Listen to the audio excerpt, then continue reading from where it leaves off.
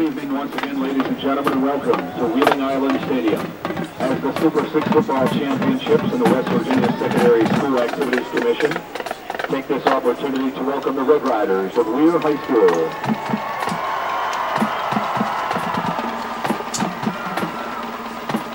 And ladies and gentlemen, on behalf of the Super 6 Football Championship Committee and the Superintendent Secondary School Activities Commission, we'd like to take this opportunity to welcome the Beavers of Bluefield High School.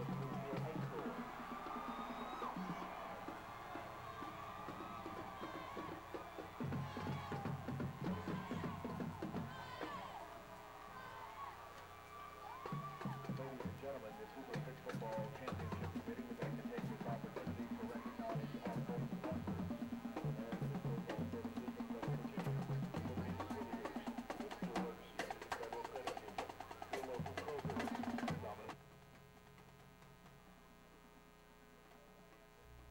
golden buses. Wheeling has become a second home to Bluefield High School and the place where they now return to defend their title against rival Weir High. I'm happy Weir's in it because they've had heartbreaking losses the last 2 years, and now they have an opportunity to try and win it all.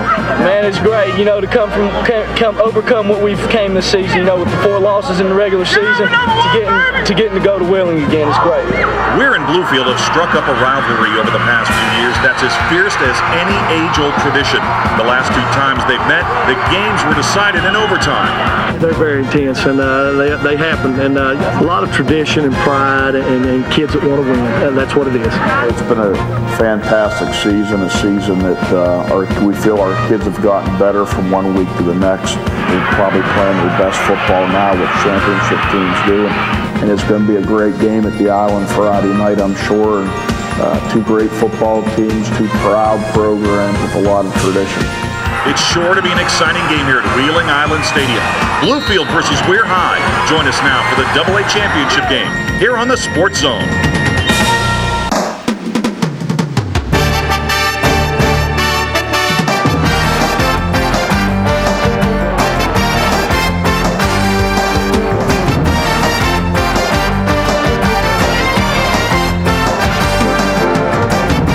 Communications presents the Super 6, the West Virginia High School Football Championships.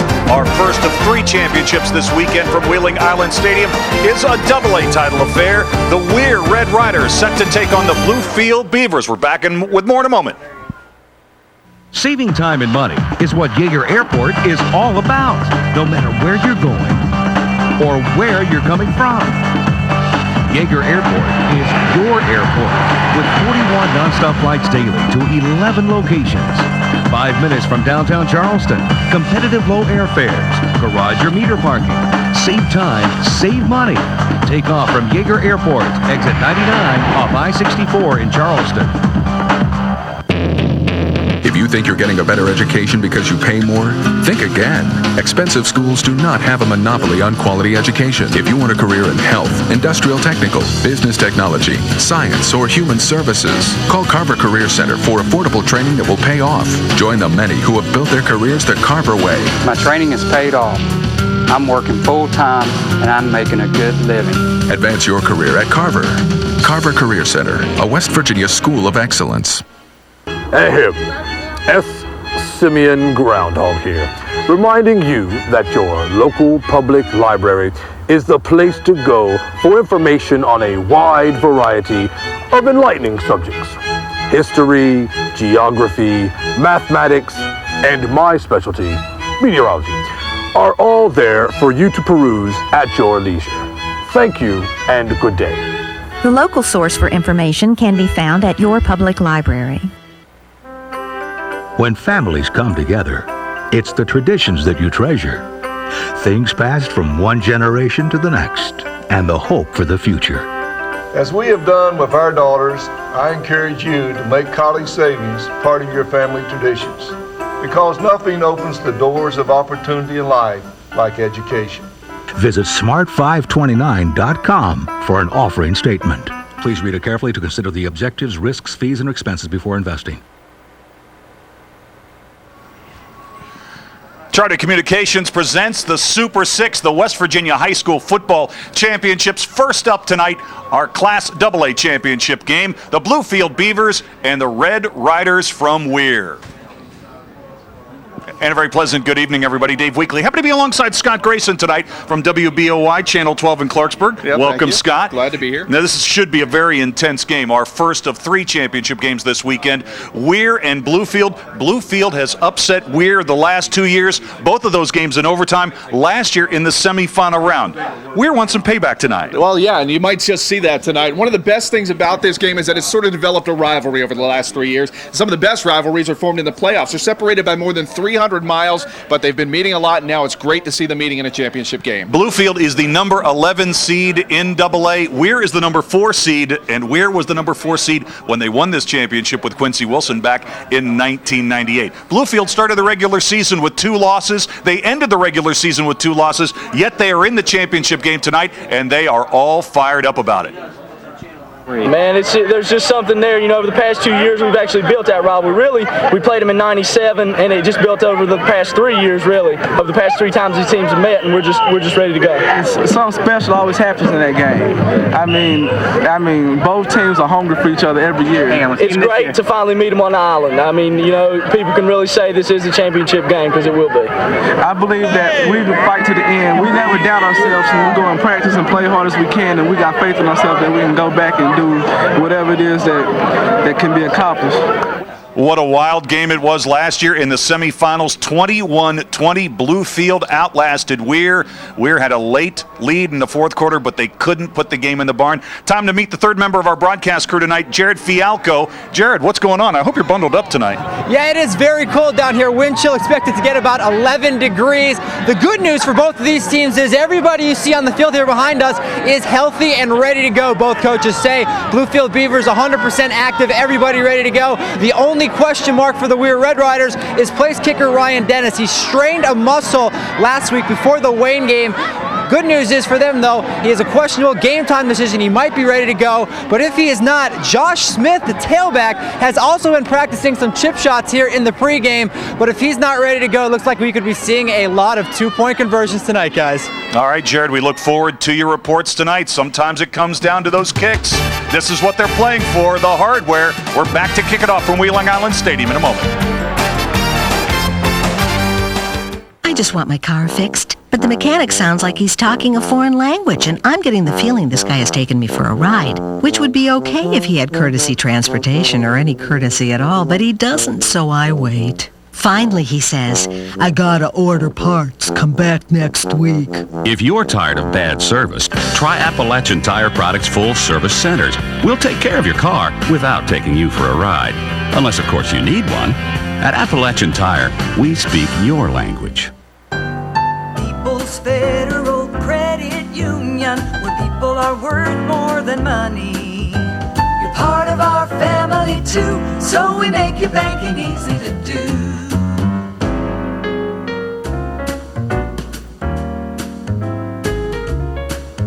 Where people are worth more than money.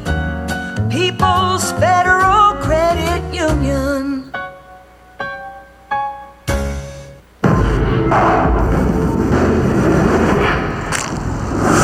Smoking cigarettes really does make you look older.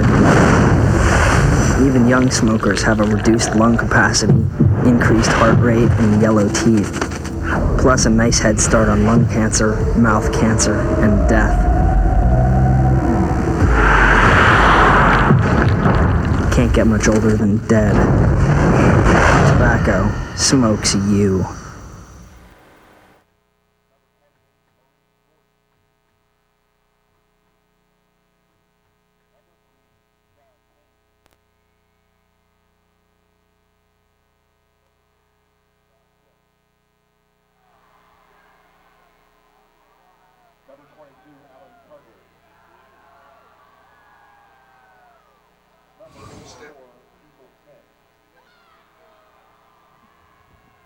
Number 52.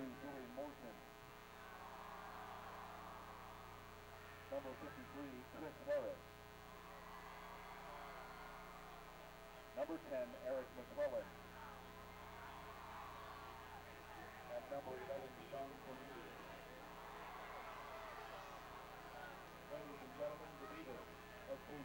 School.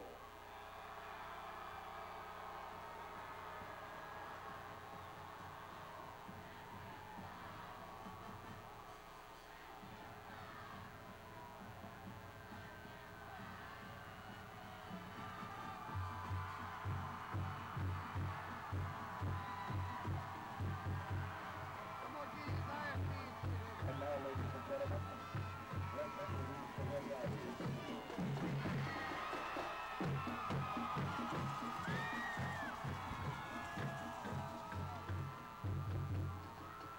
Ladies and gentlemen, team hosts Ron Headley and Terry Payne. The head coach, Eric Keith.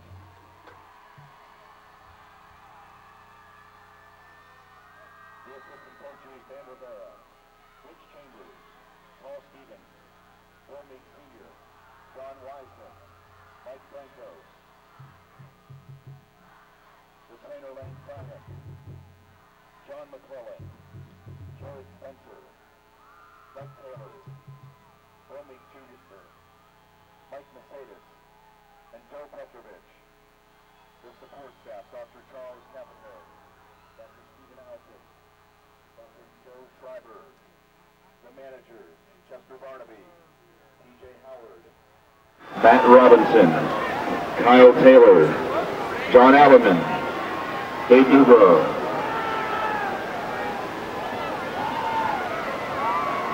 Ladies and gentlemen, let's introduce our senior players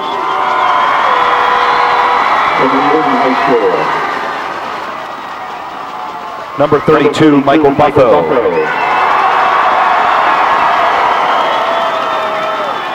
Number 85, Brent Beatty.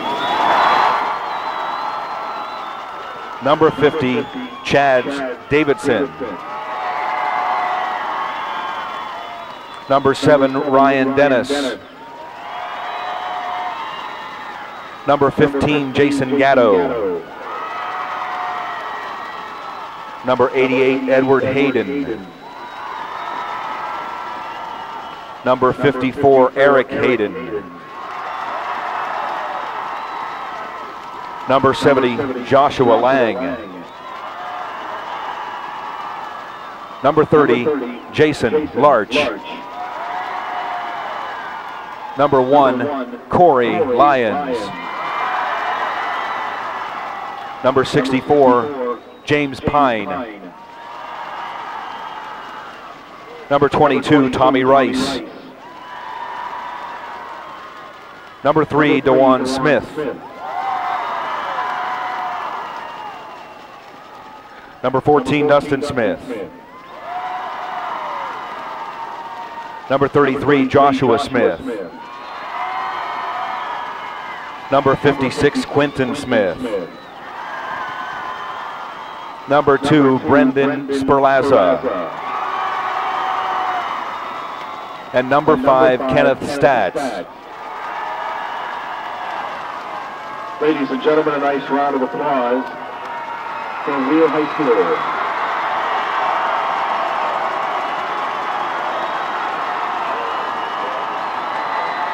Okay, gentlemen, step forward and shake your opponent's hand.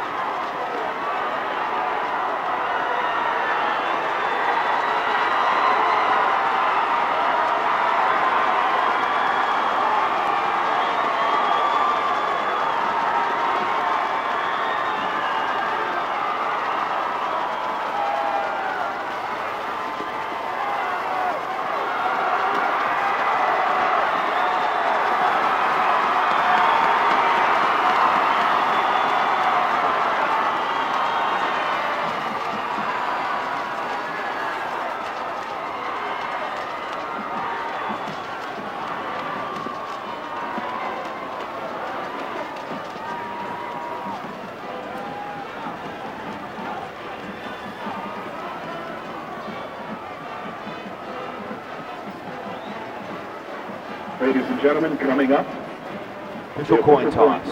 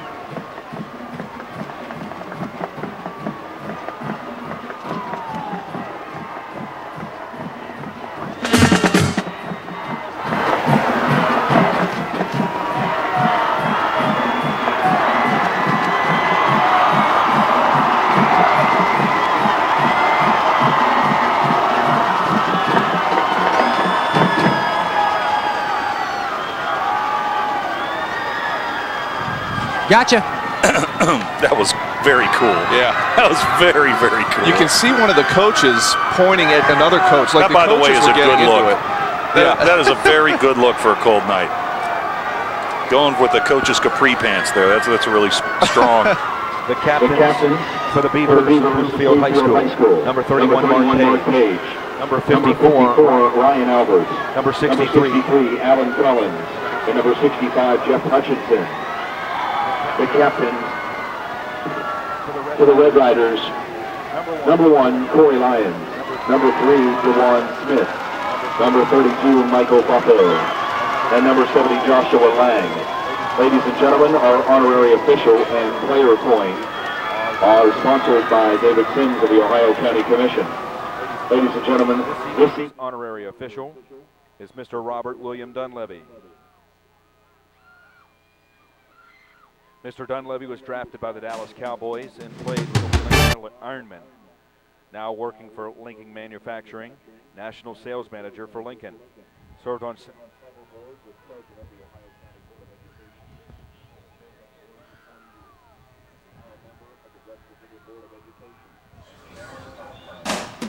The Charter Communications Super 6 Championships are brought to you by Charter. Get hooked. And by People's Federal Credit Union in Nitro and Eleanor. Well, both teams came out to shake hands before the coin toss tonight. And we almost broke out in a WWE match. You know, there's an awful lot of talk about our game tomorrow, the intensity that we'll see between Nitro and Morgantown. But Scott, I got to tell you, Weir and Bluefield, this is going to be an emotional game as well. Yeah, and if you had any doubts about that, that just obviously proved otherwise. You could see coaches in there trying to break things up, but some of the coaches were also yelling at the other team's coaches to get their players back, and really, this is going to be an interesting storyline to follow. We, of course, talked about the rivalry. Let's send it down to Jared Fialco. Jared, why did Weir go back into the locker room for a moment after they came out to shake hands with Bluefield? Well, guys, you might have seen Weir did go into the locker room while Bluefield stayed out here on the field. I spoke with one of the assistant coaches. He said it was just to cool off a little bit, let cooler heads prevail before something bad happened and things really got out of hand. They said Coach Eric Meek did not say a single word in there. No one said a single word. They just collected their thoughts, come out, and are ready to go. Guys, it's just what playoff football is all about, I guess. All right, Jared, we appreciate it, and we look forward to your reports tonight. Bluefield, as you can see, they are in the white, and in the red and the black, the Red Riders. Bluefield will get the football first tonight. And I'll tell you what, we are ready for what should be a very, very entertaining game. And there's a good crowd here, too, so definitely you should expect some intensity coming over, and it's a great atmosphere for some high school football right here. Vincent Parry is sent to kick off for Weir. And the Class AA championships are underway. Sean Brooks with the football, and he brings it out to the 24-yard line. And that's where the Beavers will start 1st and 10. The Beavers, they are 8-4. They are the 11th seed. The Red Riders of Weir, they are the number 4 seed. They are 12-1. Weir knocked off top-seeded Wayne last week on the road to get into the championship game. And Bluefield, of course, they have got a terrific record in the playoffs. 7th trip to the finals in the last 11 years, 15 trips since 1959. They've been in the finals 4 years in a row, and they will start from the I formation. And on 1st down, they will go to the fullback, and there is just no operating room there. A gain of perhaps a half yard by Alan Carter, the junior. He's got great size, 6'1", 262. We anticipate that we may see as many as 7 different Bluefield Beavers carry the football tonight. And there you can see a shot of the sidelines. It is cold, but thankfully there is no blowing snow tonight and not a lot of wind, at least not yet.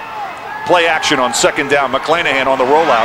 The pass is complete up to the 33-yard line, and bumped out of bounds is Travis Steptoe.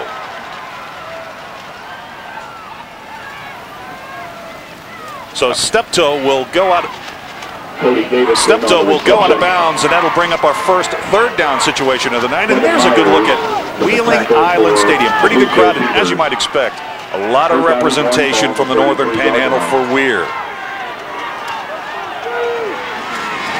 Third down and a yard, just underway from the 33-yard line. This is the Class AA championship game.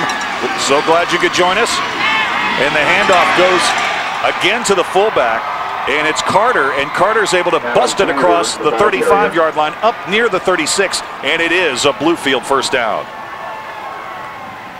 Joshua Smith and Joshua Lang in on this stop. Let's check our starting lineups for the game tonight. And we'll begin with the backs and receivers for Bluefield. McClanahan is the quarterback. He's just a sophomore. Powell started the season as the quarterback, got hurt, and now he's back. This is a good offensive line. Harris, Albert Collins, Hutchinson, and Morton up front. And on first down, a cutback move. Across the 45 and out near midfield. And that's Jerome Powell. You can call him JT. Michael Buffo started the year as the quarterback, came back into the action in the playoffs, returned in the Grafton game, and he has added to what is already a very good offensive attack. Here's the defensive lineup for Weir. Hayden Smith, Davidson, and Smith. They'll play a 4-4. They'll have 4 linebackers in this alignment. Lyons, Buffo, Smith, and Larch. 3 defensive backs for the Red Riders. Gatto, Taflin, and Smith.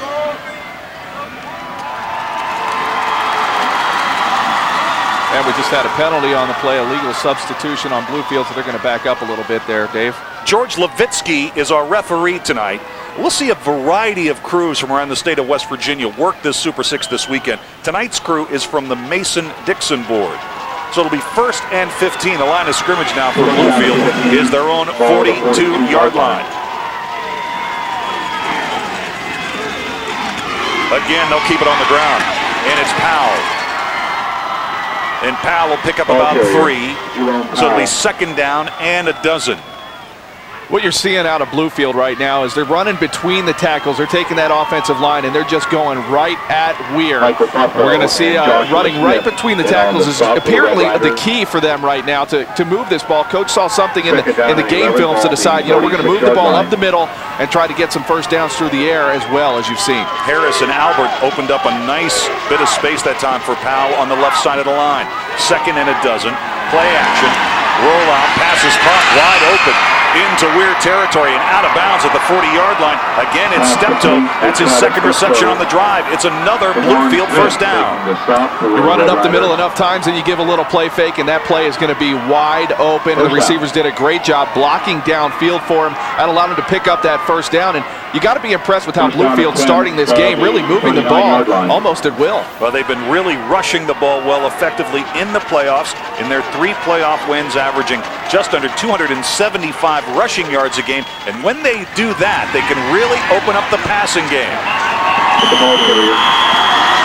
Nowhere to go that time. First carry for Sean Brooks. He returned the opening kickoff, but that was his first carry. Defensed well by the Red Riders. Yeah, you're going to look at they're finally figuring out they're going to come up the middle with us. So we're going to bring some extra help. They got some guys coming on a blitz, it looked like, coming into the middle there to help bring them down behind the line of scrimmage. They're going to have to do more of that to slow this Bluefield team down. Now, this Weir defense has been tough in the playoffs in their 3 playoff wins, averaging less than 8 points for their opponents. That's the best this in the playoffs among AA teams. And once again, it's Powell, and he's able to slip it inside down near the 29-yard line, and he is very close to a first down. This was an interesting play call, because watch him come from the side here, kind of confusing the defense, and whoop, he's already gone down inside, gaining some yards. So they're going to try to mix it up now that they're getting that, but again, running right up the middle. Weir spent the top many weeks this season in the #1 spot in the ratings. They gave away to Wayne, but they knocked off Wayne, and there's a big play defensively for Weir right in the middle of the line. There was just absolutely nowhere to go. The play by Buffo, Michael Buffo, stepping up and making the tackle. And that's not surprising. He is their leading tackler with 172 stops on the year. Yeah, 172 tackles. He definitely has a nose for the ball. Look at the intensity there. A little face paint helping show that he's ready for this game. And he's always around the ball as well. He's got 2 fumble recoveries this season, an interception and a touchdown. So you're going to hear his name a lot tonight. Scott, I don't think there's too much room for many more stickers on his helmet. On first down. Spinning right to the middle of the line where the yards are now becoming a little tougher to come by goes Brooks. And he's able to get forward progress out for a gain of maybe 3. It'll be second down and let's call it 7.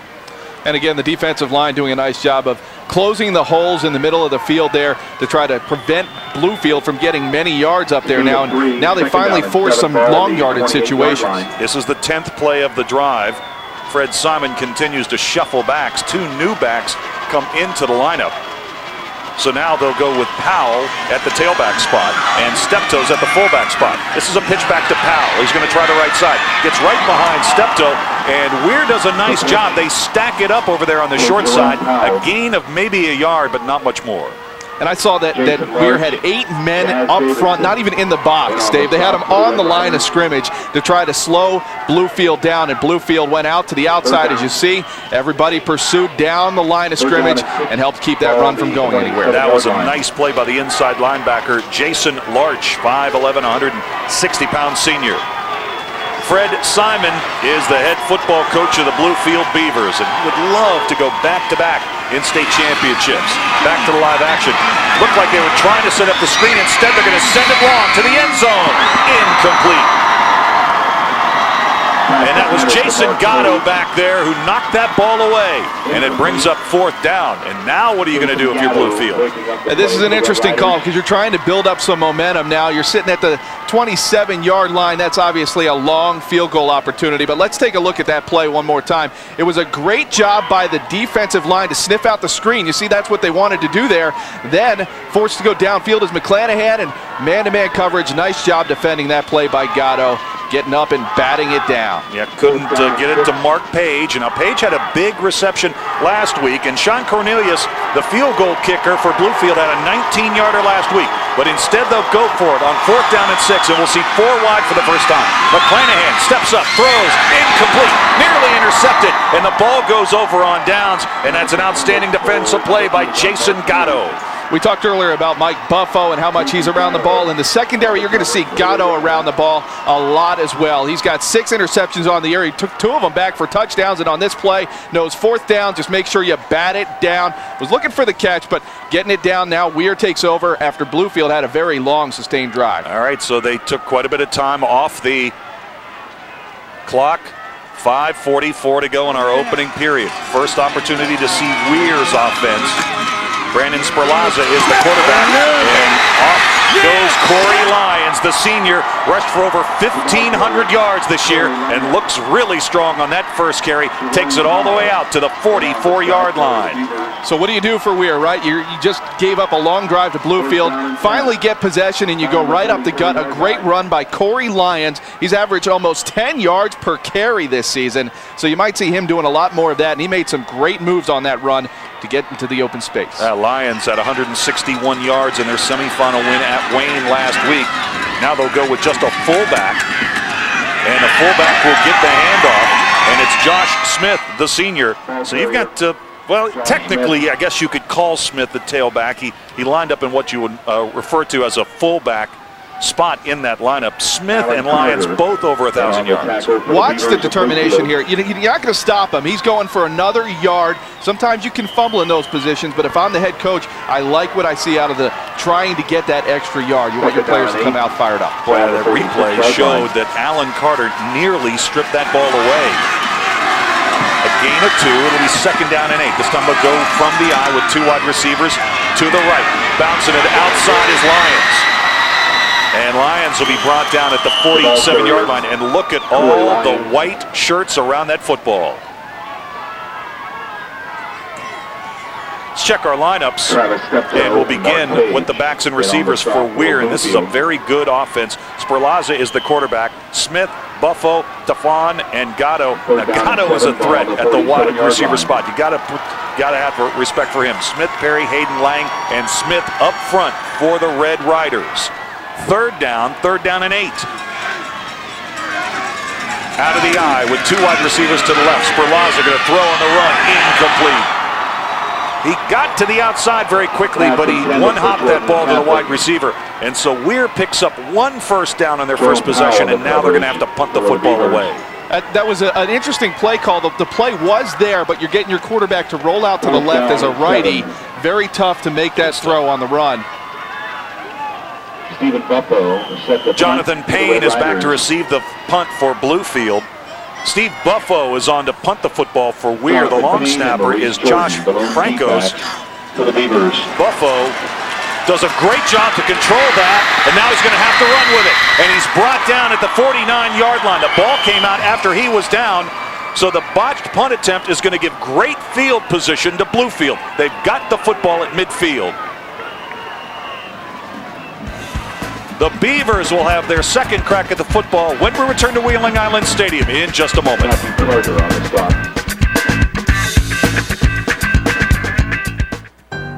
People's Federal Credit Union, where people are worth more than money. You're part of our family too, so we make your banking easy to do.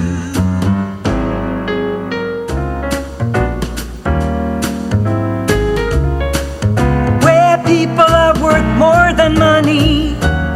People's Federal Credit Union. Hey kiddos, I'm Cynthia McBird and I love my library.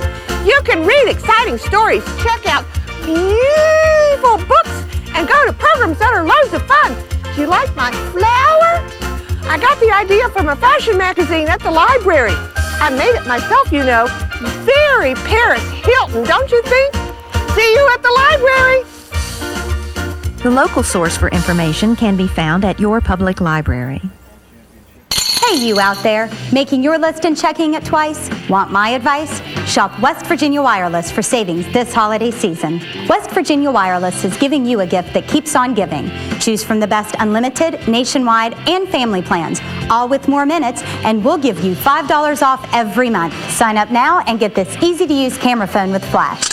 That's 2 gifts in one, $5 off every month and a free camera phone.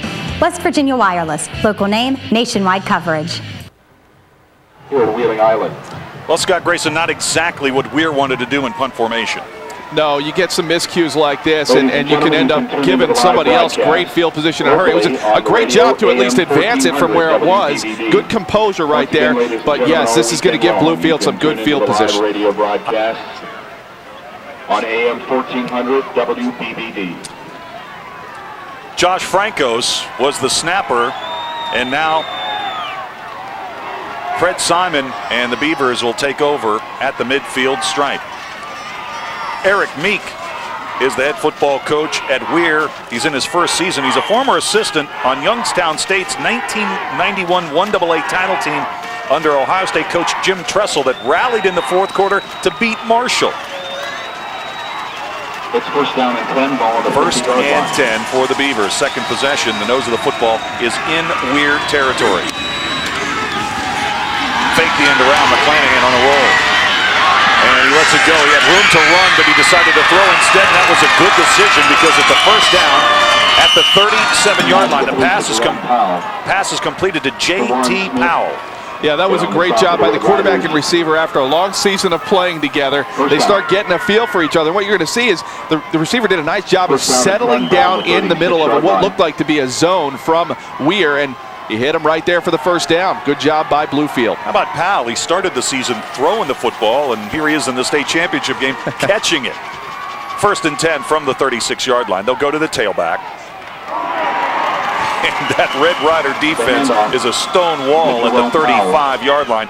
And how about that defense? Nice play by DeWand Smith, a senior, 5'11", 180 pounds. Yeah, and what's interesting to see is you got the black shirts and the white shirts. It's really easy to see with the red helmets as well how quickly that defense clamped down on Bluefield on that running play there and did a nice job of stopping it. They're really getting their legs under them now, the defense, and as far as stopping the run between the tackles, see if they can keep that up. All right, so the Beavers, their second possession, and their second possession that is in Weir territory as we continue in this quickly moving first quarter, and they go to the fullback, and it's Carter. Carter tries the right side, and again, the Red Rider defense is there. You know, one point about Weir, this is really an amazing playoff weekend in the Ohio Valley Athletic Conference. Steubenville has already won the Ohio Division III championships earlier today. They defeated Columbus DeSales, and Steubenville Central will go for a championship tomorrow.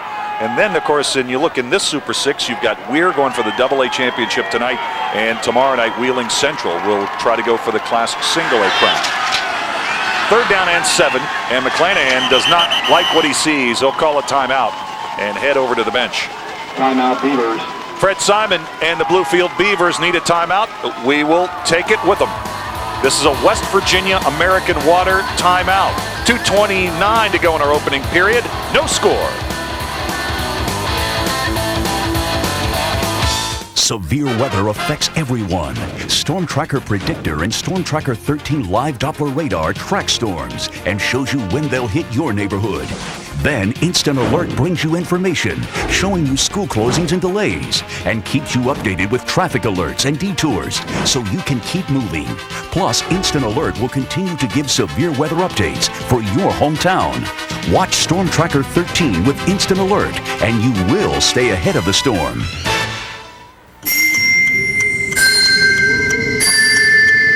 Who's here? Mom! Dad! Coming through! Charter high-speed internet! It's just what I wanted! Want a gift that'll really get the family excited? Get them Charter high-speed internet now at Holiday Savings. Hey, what about the other presents? Maybe later. Charter, now making the holidays brighter. Call 1-888-GET-CHARTER today. Well, if you didn't bring your muffler to the game tonight, you are in a world of hurt. It is definitely cold out there, and as Jared said at the beginning of the game, they're expecting wind chills down around 10, 11 degrees. So if you're here, you better be bundled up.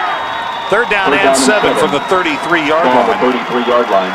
Bluefield reached the Weir 27 and then turned the football over on downs in their first possession, trying to get to the outside.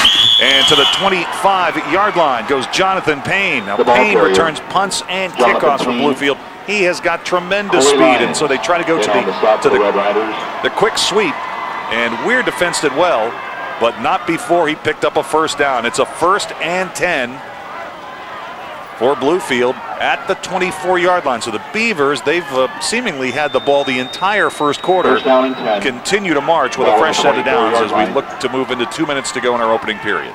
And let's not forget how they took over here. They got great field position, started just inside the 50-yard line after the botched punt attempt there by Weir. So this is one of those big moments in the game, a drive that they should take advantage of. Now backs are split this time. McClanahan under center, and they'll go right up the middle.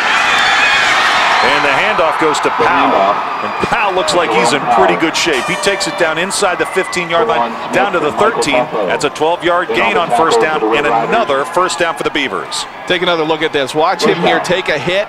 He broke one tackle already, breaks that one slightly, and gets at least falls forward for another couple yards. So did a great job by J.T. Powell early on here, not only taking some hits, but advancing the ball beyond that. That's always big when you're trying to get some momentum. Tell you what, Scott, he got a great block from the center, Alan Collins, that really sprung him. So now McClanahan goes back to the tailback. They're going to change the play on 1st and 10 from the 13. And that ball is loose, and it's recovered by Weir. Brooks fumbled the football, and the Red Riders come up with it. And the recovery down at the bottom of the pile, Joshua Lang. Josh Lang with the fumble recovery for the Red Riders. A big turnover, a big play for Weir. We're back to Wheeling Island Stadium in just a moment.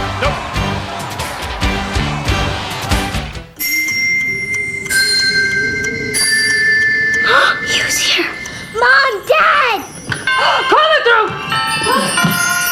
Charter high-speed internet! It's just what I wanted! Want a gift that'll really get the family excited? Get them Charter high-speed internet now at Holiday Savings. Hey, what about the other presents? Maybe later. Charter, now making the holidays brighter. Call 1-888-GET-CHARTER today. We get our fill at 5. I'm going to say what I feel. I get my fill at 5. We get our fill at 5. Have you never seen this show before? We get our fill at 5. You really look like an over-the-top wild man. I get my fill at 5. They're getting their Dr. Phil at 5. Are you? We get our fill at 5. We get our fill at 5. Get your fill at 5. Then stay for 13 News at 6. All right, first play after the fumble by Weir. While we were away, we had a fumble on the play. This was Weir after Bluefield turned the football over. I'm sorry, Dave. One thing Weir head coach Eric Meek said is that his team has to win the turnover margin. You see there that first play after they get a turnover, they give it right back. And now Bluefield again cannot ask for better field position than they've had so far in this game. All right, so the fumble recovery was made by J.T. Powell. It's 2nd down and 7 for Bluefield at the Weir 15-yard line. How about that fullback? 3 backs. And it's Powell, and he will try the left side. And boy, defensively, Weir really stiffening up when Bluefield gets near their goal line. One thing I noticed in the last couple of plays of the previous drive and this one, on that play, you saw 8 guys up on the line of scrimmage again. Flag on the play. Here's the call. Dead ball. Personal foul on the white. Oh. Boy, oh boy. I'll tell you what's going on right now is Bluefield is getting every opportunity from Weir to try to strike first, and what they're doing is shooting themselves in the foot just about every time. When you get a personal foul penalty and you're on offense especially, now you're looking at about 25 yards to go for a first down, and that can be very hard to come back from. Boy, that's a critical penalty against Bluefield. And now the line of scrimmage is the 29-yard line. Bluefield needs to reach the 8 for a first down. It is 3rd down and 21. And from this part of the field, you got to anticipate this is going to be 4-down territory again for Bluefield. And they will hand it off. They will spurn the pass and they will go to the run. And again, it's Powell, and he is brought down shy of the 25-yard line. Give him the 26, but not much more. So it's going to be 4th down and long. 4th down and 18. And Bluefield's going to take the time between periods to talk it over. We have reached the end of the first quarter of play. Fred Simon and the Bluefield Beavers had the ball for the majority of the opening period, but they have no points up on the board. Charter Communications, the Super 6 West Virginia High School Championships Class AA, heading to the second quarter, no score. Nothing compares to a home with an eye-catching exterior and a comfortable and inviting interior. And no one can compare with St. Albans Window Manufacturing and Siding Company. Our excellent reputation and time-proven products have set the standard in the tri-state area for quality and service for over 45 years. Add comfort, beauty, and value to your home with St. Albans Windows. We are the name in windows, siding, doors, and sunrooms. People's Federal Credit Union, where people are worth more than money. You're part of our family too, so we make your banking easy to do.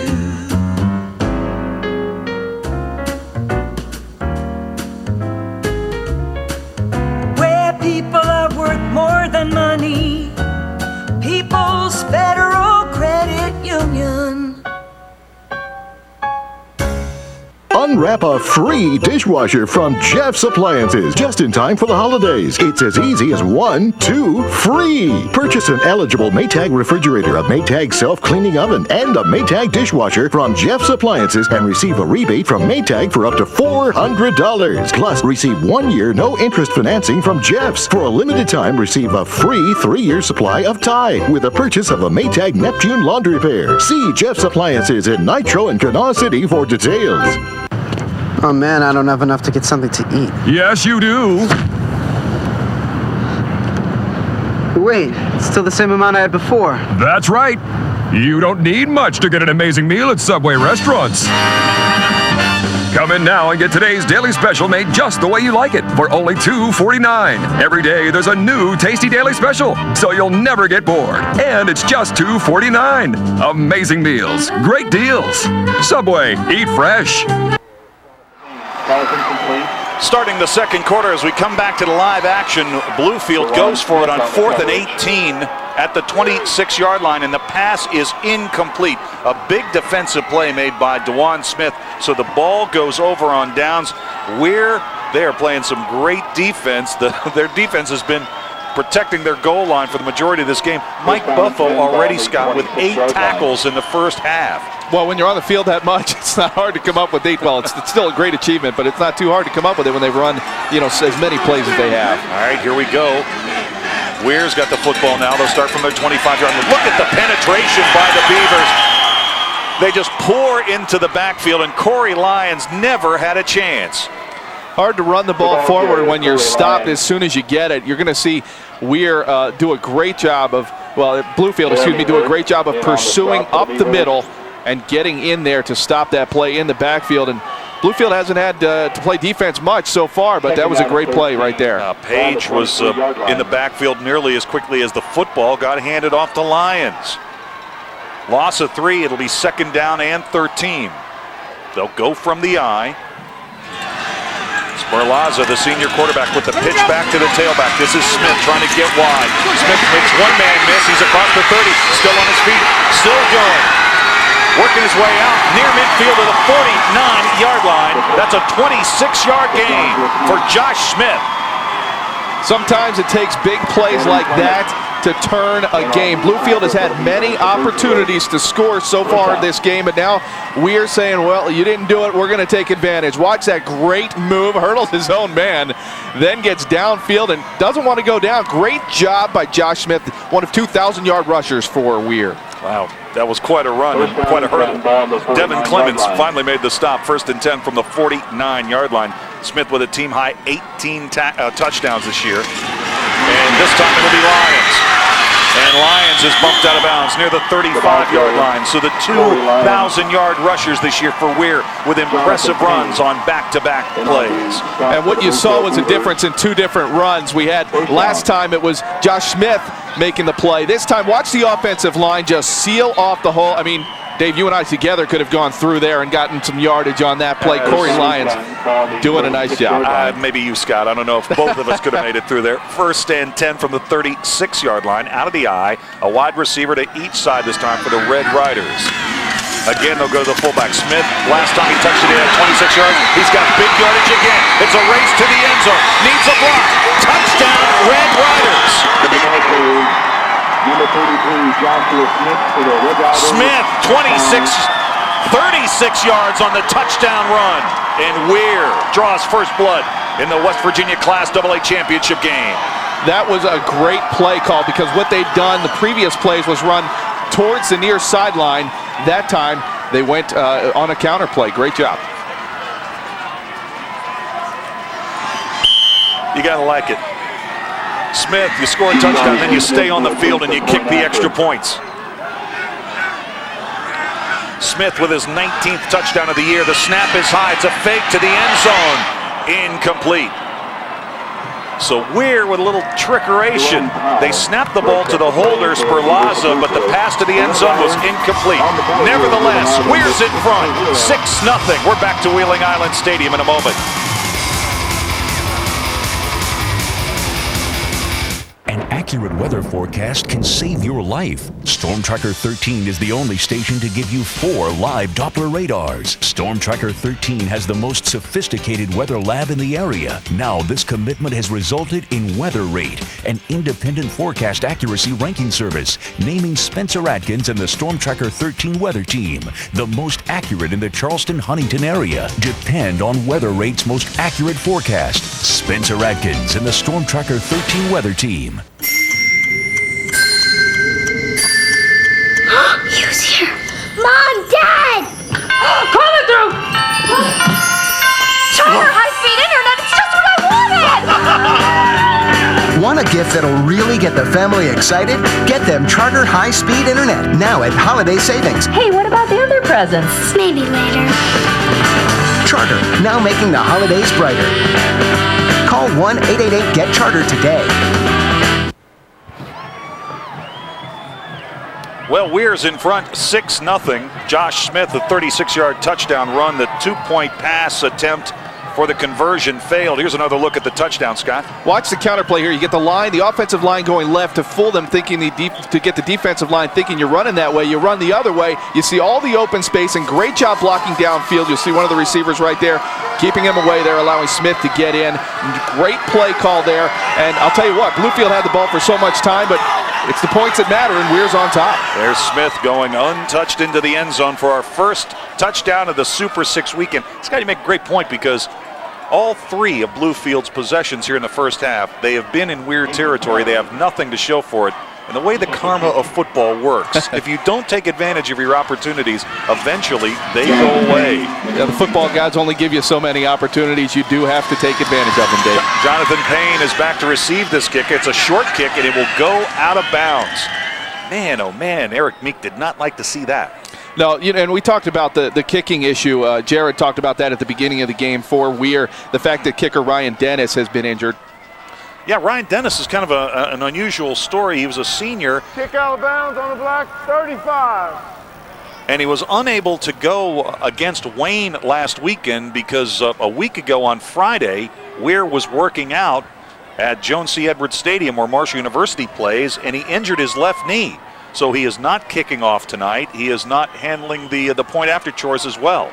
And that already had an effect in the game, because I think that's why they called the fake there. They wanted Bluefield to think they were kicking the extra point. They went for two, didn't get it. So now Bluefield is behind for the first time tonight. And they'll go with a big fullback, Alan Carter, as they try the left side of the line. And that plays a winner on first down. It's a 4-yard gain. It's 2nd down and 6. Yeah, you get 4 yards every play. I think you'll make Coach happy. You're going to definitely move the sticks. But Bluefield, again, given an opportunity here. We were talking about how they spend much of the first quarter, in Weir territory. Again, they start at the 35. Bluefield, again, getting a break. That's a good look at the big guy, Carter, 262. Oh, my goodness, a great defensive play by Weir as Powell just simply disappeared. Nice defensive play by Jason Larch. And Powell comes up limping just a bit. Well, yeah, take another look at this play. Watch him get in the backfield and come in and crash down. He never saw him coming from that angle, and that's how you can sometimes, as you mentioned, he was limping, and that was a tough shot to take right there. 3rd down and a long 5. Beavers need to reach their own 45-yard line. This is a possession down for Bluefield. And the Beavers this time will go with 4 wide. Trips to the right. First time we've seen this tonight. McClanahan back to pass. Sidearms the ball out. Pass is knocked away from the intended receiver, Powell. And right now, Weir has got the eye of the tiger. Nice hit by Smith. Again, we've talked about how Bluefield has had so many opportunities. They really have not taken advantage of them. You got to credit the Weir defense for making sure that doesn't happen. Watch this. Yeah, on the fingertips, and you've got to pull the ball in. Josh Smith said, I'm knocking that out, and that's a big play for the Weir defense. Punt formation. First opportunity we've seen Bluefield punt the football tonight. Cornelius sends this one down the field with a right foot. And the reception is made by Gatto. And Gatto is able to dance his way down the sidelines in front of the Red Rider bench. 28-yard punt. And Weir has got good field position for this drive. They've got the lead 6-0. This one is coming back. Holding penalty is pending against the Red Riders. You find a lot of that. That penalty is called frequently when you end up taking the punt and deciding to run south first, because you force your coverage to come back with you, and they make those kind of penalties. It's very hard for a guy blocking to try to retreat and keep somebody off. Walk in the back, on the block.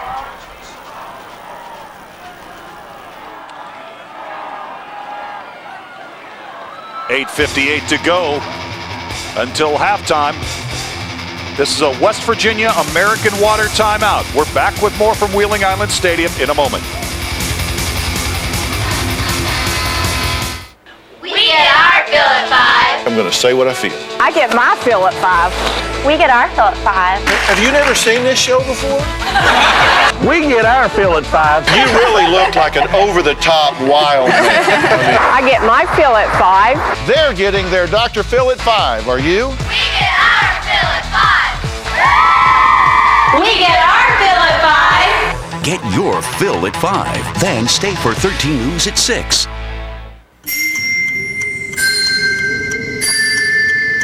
Who's here?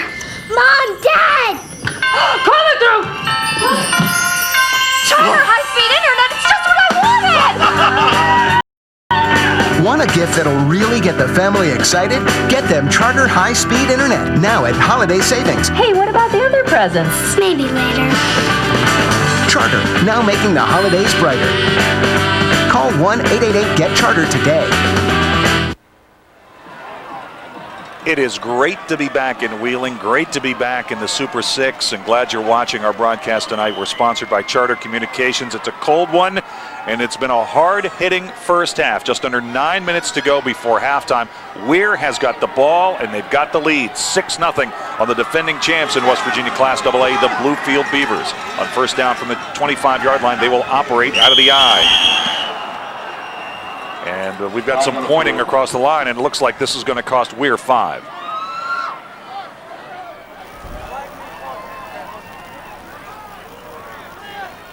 Dead ball. False start on the black.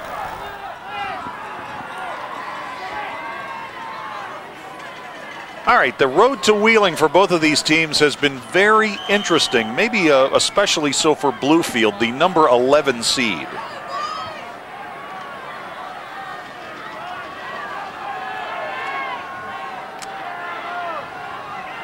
First down and 15 from the 20-yard line.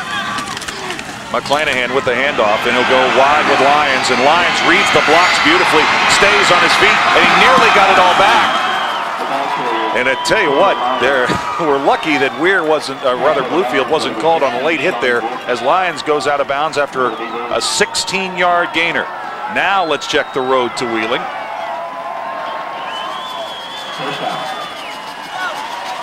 And the road to Wheeling for Bluefield. This was an interesting road here. Now Liberty, they defeated 24-8.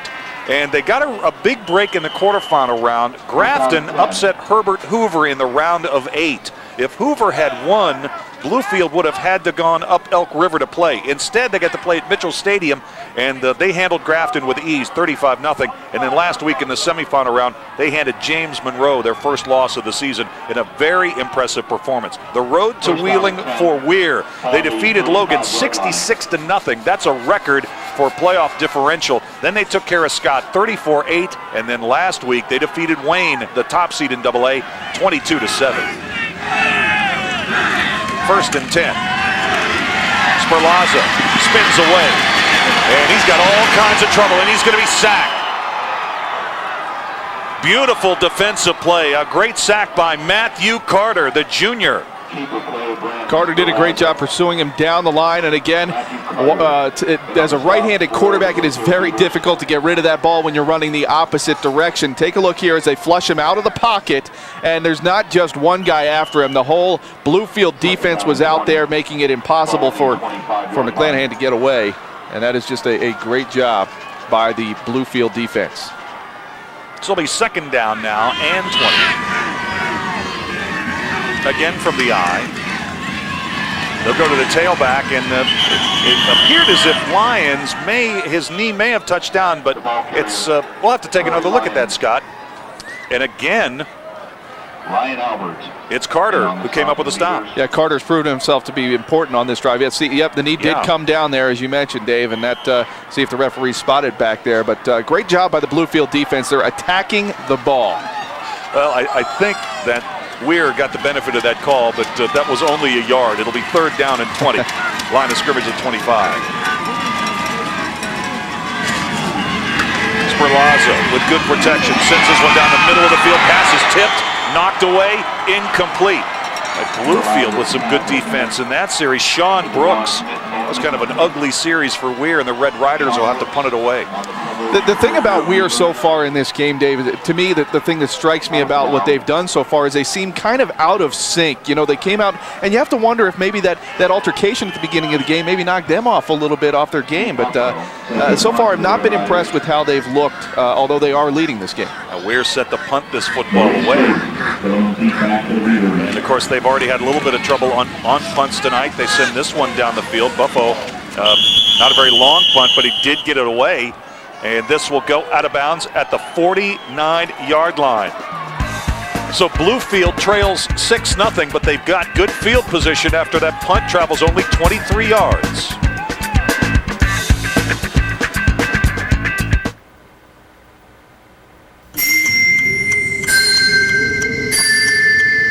Who's here? Mom, Dad! Coming through! Charter high-speed internet, it's just what I wanted! Want a gift that'll really get the family excited? Get them Charter high-speed internet now at holiday savings. Hey, what about the other presents? Maybe later. Charter, now making the holidays brighter. Call 1-888-GET-CHARTER today. Severe weather affects everyone. Storm Tracker Predictor and Storm Tracker 13 live Doppler radar track storms and shows you when they'll hit your neighborhood.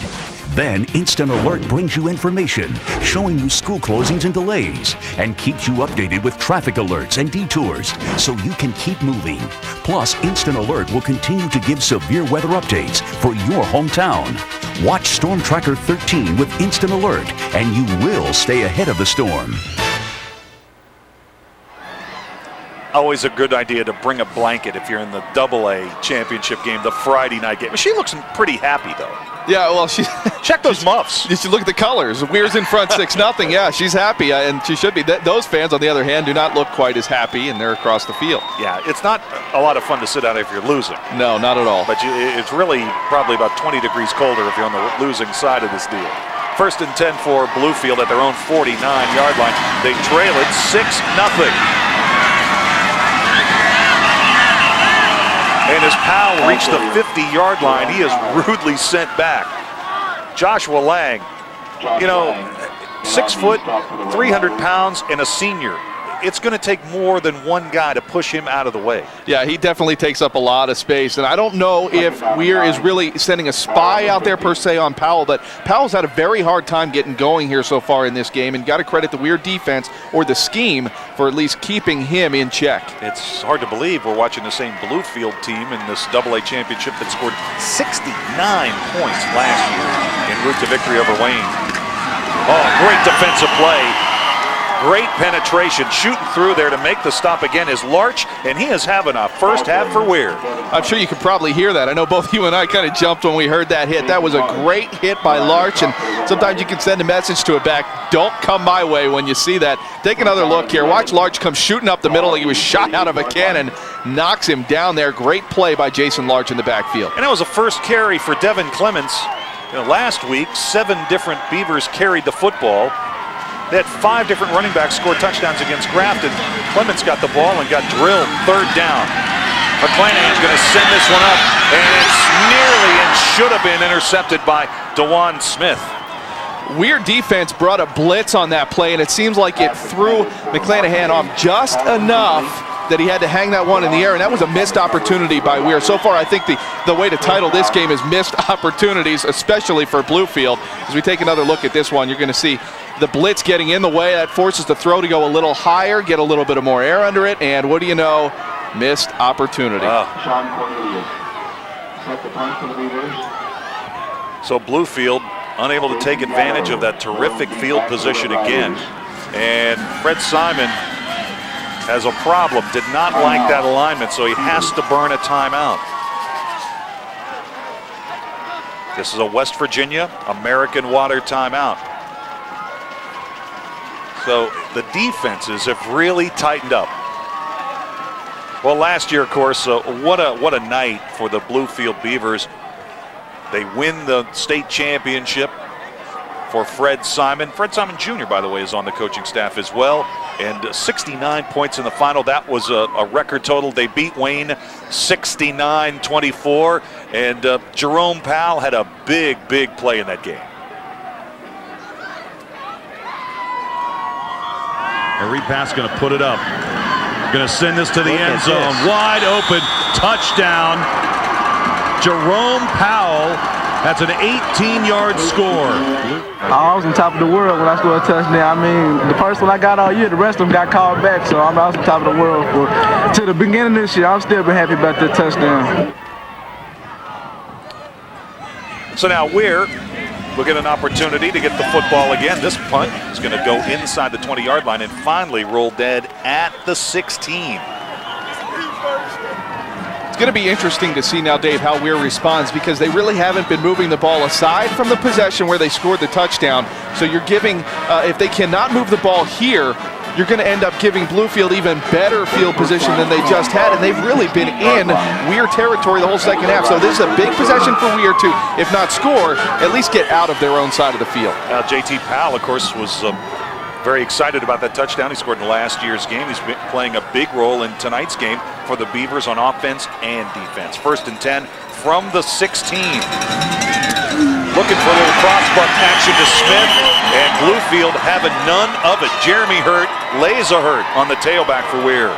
Yeah, we talked about a big hit on the last possession where it was a Weir defender coming in, Jason Larch. Now you see for Bluefield a big smackdown coming in from Jeremy Hurt. We're going to take another look at this one. Well, correct. No, take another look at it. Just trust me, that was a big hit, and we again heard it up here. So when you can bring that kind of hurt for Jeremy Hurt, that definitely sends a message. 2nd down and 14. Line of scrimmage is now the 12-yard line. Both these teams, when you look over on the sidelines, they have lots of players. Weir has got 62 players on their roster. That's more than many AAA teams have. And it's Perlaza. He's sacked inside the 5-yard line. And the defense, what is it? Hurt has back-to-back big plays. In that last series, it was Matthew Carter. In this series, it's Jeremy Hurt with 2 huge defensive plays for Bluefield back-to-back. What did I say when they started this possession? They need to go the other direction. Now they're going backwards, and now they're inside their own 5-yard line, and Weir's not going to keep the lead in this game if they don't quit going the wrong direction. The line of scrimmage officially is the 5, so this is 3rd down and 21. Got to wonder if Eric Meek's going to put this ball up here in such a dangerous situation. Yes, he will indeed. Of course, Perlaza is tripped up. He was tripped up at the line of scrimmage, and he falls forward for a short gain, far short of the 1st down. And Bluefield, once again, is going to have fabulous field position. You talked about whether or not he was going to throw that one in the air, and I think that was a great play call. Watch the pursuit here by Bluefield. It was a nice quarterback draw. If he breaks that one tackle, I'll tell you, he's going to get at least another 10 yards. It was a good, safe call there by Eric Meeks, but unfortunately, it did not get anywhere. So Bluefield, as you mentioned, getting great field position yet again. Oh, we mentioned Carter. He's the one who came up with a good play.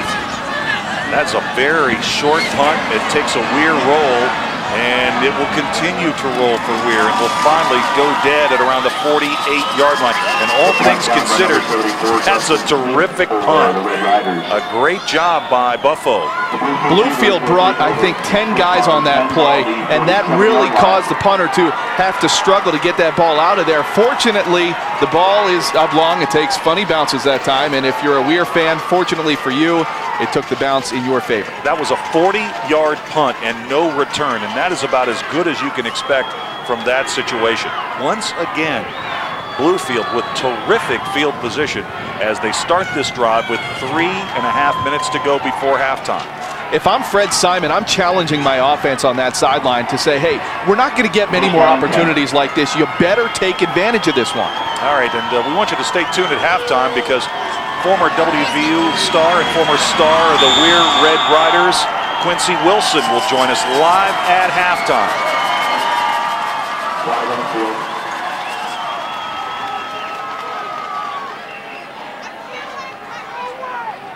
This is a timeout for Bluefield. It's a West Virginia American Water timeout, and it is their 3rd and final timeout of the 1st half.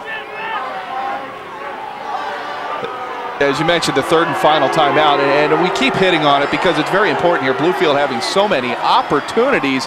Now they've used all their timeouts. There's 3.5 minutes to go in the first half, and at times that can be a lot of time left on the clock when you might get down to 1 minute to go and you wish you had one of those timeouts left. Here's what's coming up on our West Virginia American Water halftime program. We'll profile Ryan Albert. We'll talk a little bit about football in the Ohio Valley, and we'll check all the stats and highlights from our first half. And when you talk about scoring highlights, there's only really one for Weir. Josh Smith, a 36-yard touchdown run earlier in the second quarter, and that's where we stand. And how many times when you get down into a championship game is it one big play that can turn the whole thing around? And that might be the situation tonight. It is 6-0 Weir, and we're getting late in the first half. 4 wide this time for Bluefield. Second time tonight, the Beavers have showed this formation, and they set up the screen, and the pass is incomplete. Well, they had that set up beautifully, and McClanahan could not complete the pass. Yeah, they did a nice job of coming out of the timeout. They had the play they wanted called, and it was a good play call. But then it comes down to execution. And your guys, you can only make the calls and put your players in the right position. Take another look at this. Sold it very well. You got to make that catch. And if you do, you're going to find yourself with some yardage. And unfortunately for Bluefield, yet again, another missed opportunity. Yeah, Clemens could not make the catch, and the sophomore McClanahan was absolutely drilled by Smith just as he let that ball go. Second down and 10. And again, Beavers will show 4 wide. Payne in motion. And nearly fumbled the ball. McClanahan had a problem with that snap. Brett Simon, a little bit of frustration, I'm sure, beginning to set in on their offense. Yeah, you got to take another look at this, and it looked like a little misconfusion back there, a misunderstanding between the quarterback and the running backs there as far as who was actually supposed to get the ball, and you put the pigskin on the carpet, and you're lucky to get it back because sometimes those turnovers can be very costly. All right, third down and a dozen. Line of scrimmage is the 49. And trailing, and in this situation, unless they pick up the first down here, got to believe the Beavers are going to punt this ball away. 4 wide, trips to the right. 3-step drop for McClanahan. And the pass is incomplete. It was intended for Jonathan Payne. And I want to bring Jared Fialco back into the conversation a little bit.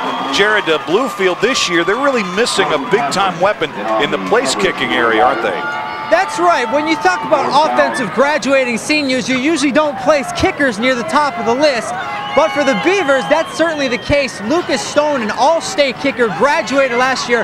He actually set multiple records throughout the playoffs. Most field goals in a game, longest field goal made in a state title game.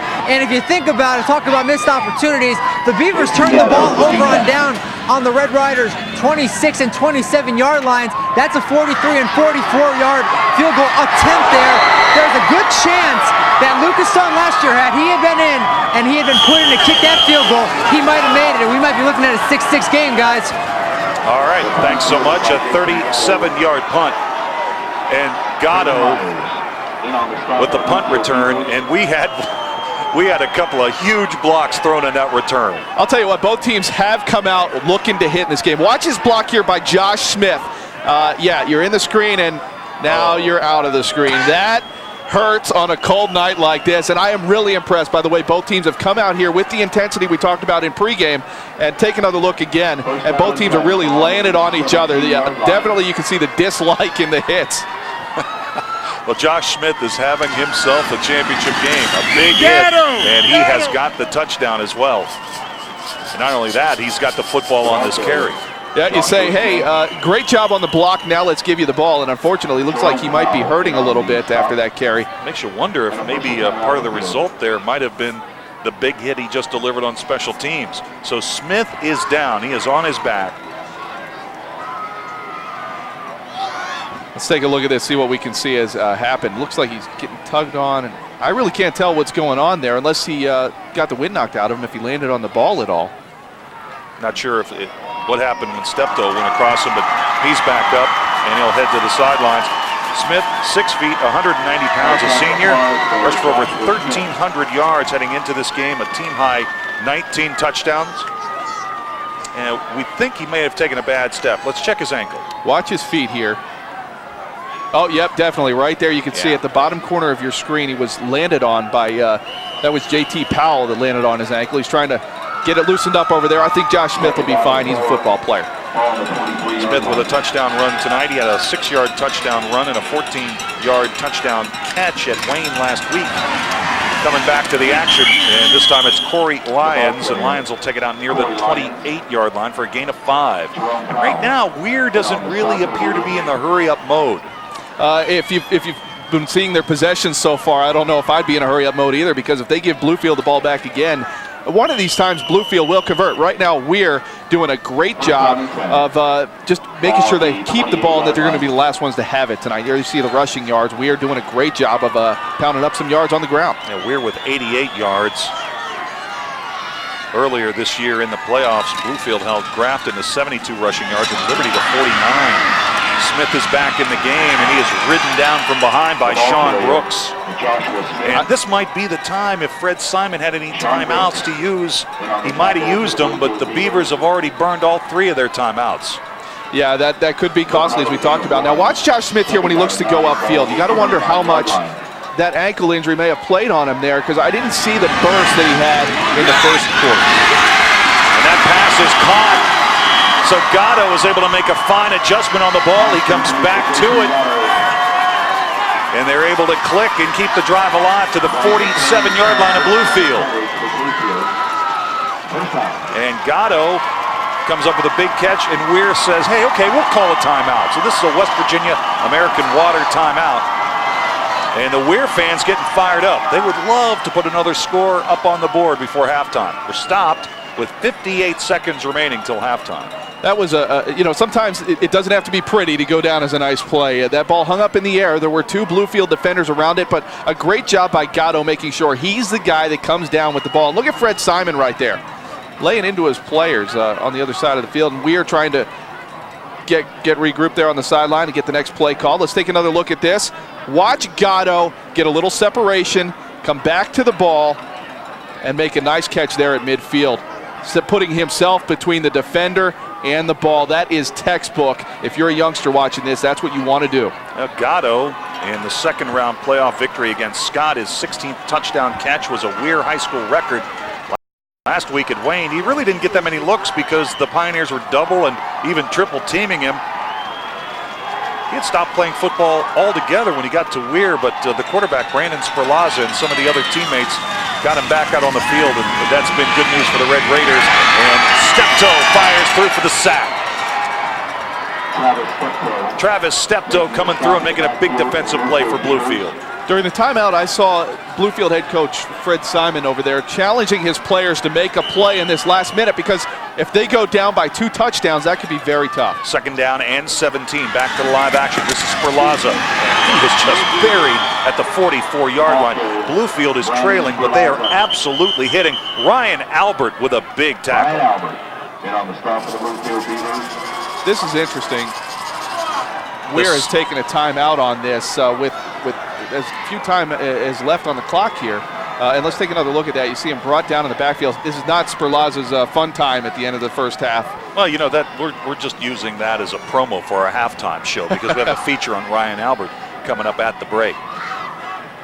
Look at Fred Simon here just challenging his players. I think he's disappointed in the lack of the ability for his team to take advantage of the opportunities they've had. And right now, you see him pointing at the scoreboard. He's saying, come on, guys, we're down 6-0. Let's keep it that way, because we can turn this game around in the second half. Yeah, defensive-minded game tonight here in Class AA, unlike last year's championship game. A 69-24 shootout, Bluefield winning over Wayne. Eric Meek, he's seen his Red Riders outscore their opponents this year, 492-101. We're all-time 19-7 in the state playoffs with 5 championships. Back in the finals for the first time since 1998. 3rd and 19. Sperlaza cranking it up again for Gatto. Gatto again makes the adjustment, and he pulls it in outside the 20-yard line. He's got it ruled down at the 23. That's a gain of 21. And Gatto is making a living on this drive, coming back to the football on these long passes. That's what he's got to do, and he's a senior. He's been through this. That's great experience on his part to get up there and make a great play yet again. Sperlaza rolling, throwing, passes. That's a catch, and it's Gatto again.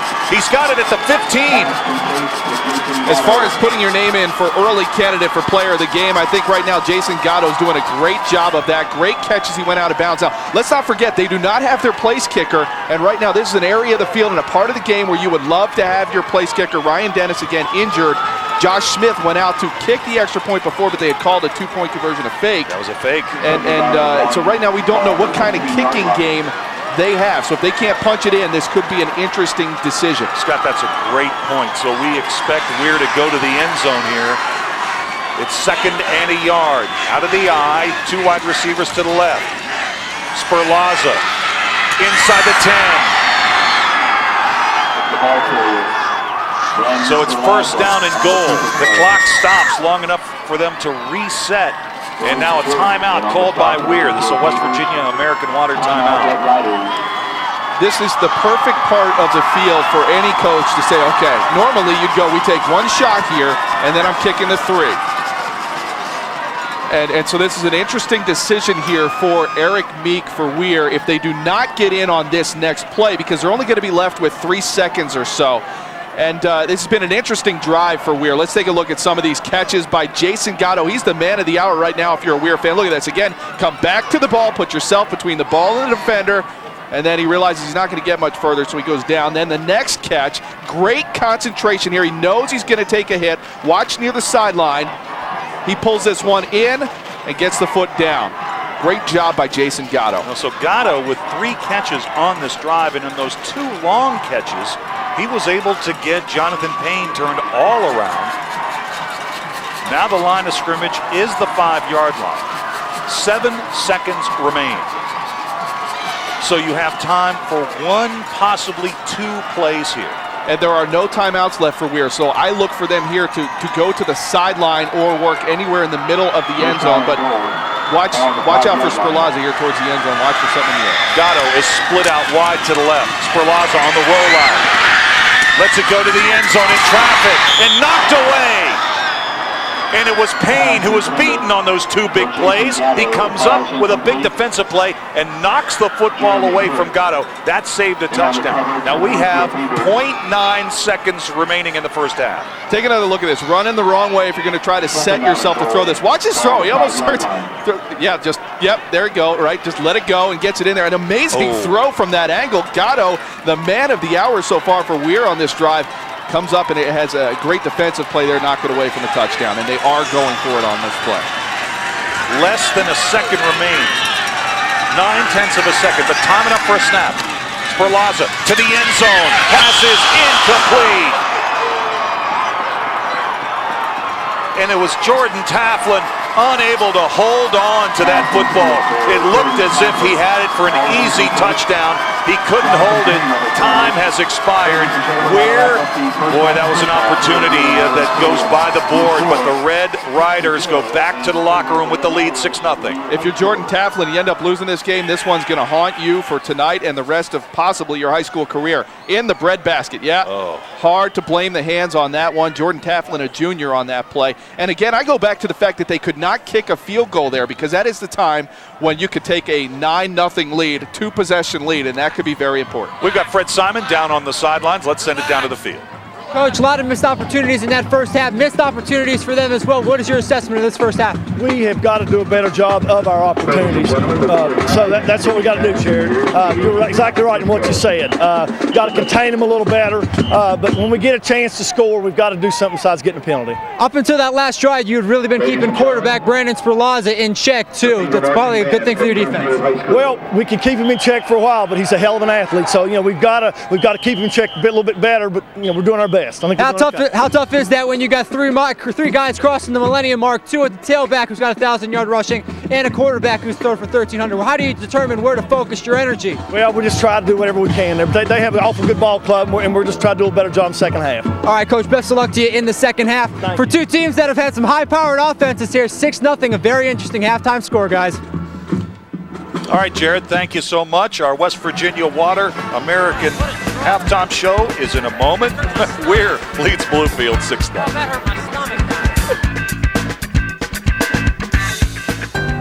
People's Federal Credit Union, where people are worth more than money. You're part of our family too, so we make your banking easy to do.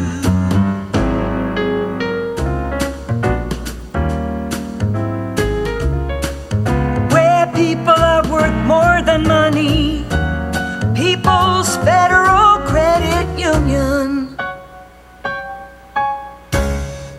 Hey, you out there, making your list and checking it twice? Want my advice? Shop West Virginia Wireless for savings this holiday season. West Virginia Wireless is giving you a gift that keeps on giving. Choose from the best unlimited, nationwide, and family plans, all with more minutes, and we'll give you $5 off every month. Sign up now and get this easy-to-use camera phone with flash.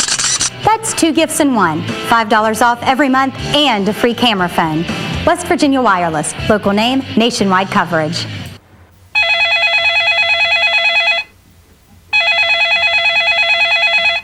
Call Consumer Credit Counseling Service today. For over 40 years, Consumer Credit Counseling Service has been a proud member of the National Foundation for Credit Counseling. Our certified credit counselors are here to provide budget counseling, debt management, and credit report reviews that will help you get back on the road to good credit. Call Consumer Credit Counseling Service today, because knowing the difference can make all the difference.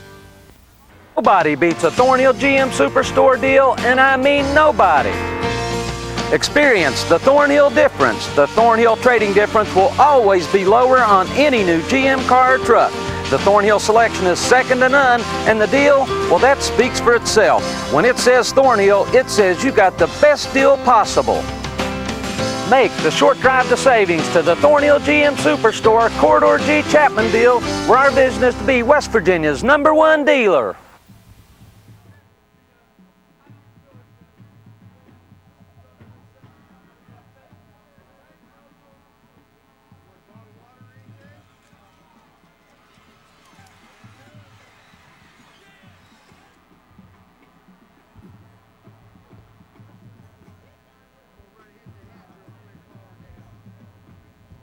We've got billboards. Yeah. We've got a Bluefield highlight, which we don't know what it is yet.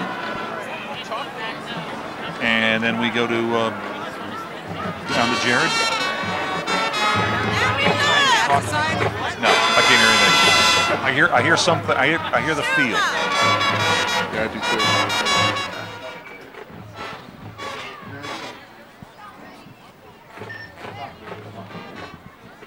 There we go. Okay. Yeah, we got billboards. Okay.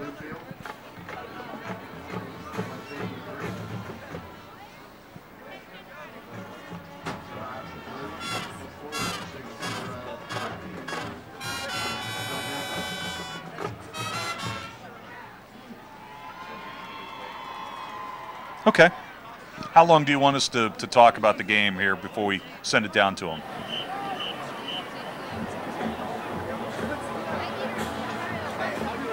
No, that's fine. That's fine. I was just going to ask Scott what he thought of the game. So.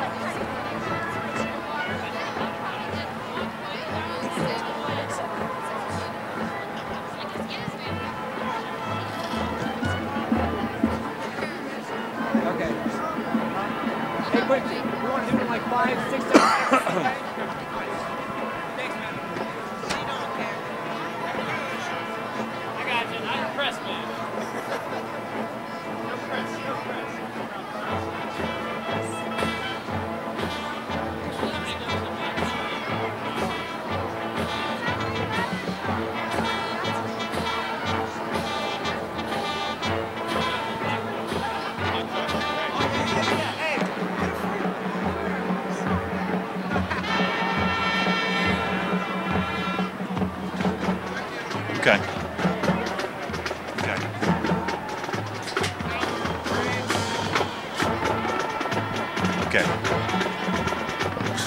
No, what was that?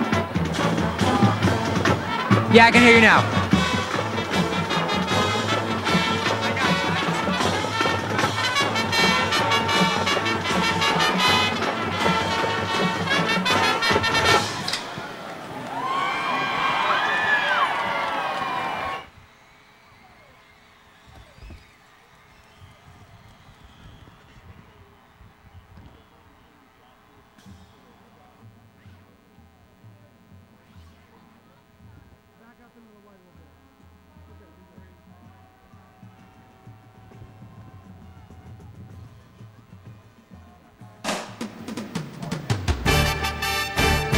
It's halftime at the West Virginia Super 6 Championships, and our halftime show is brought to you by West Virginia American Water.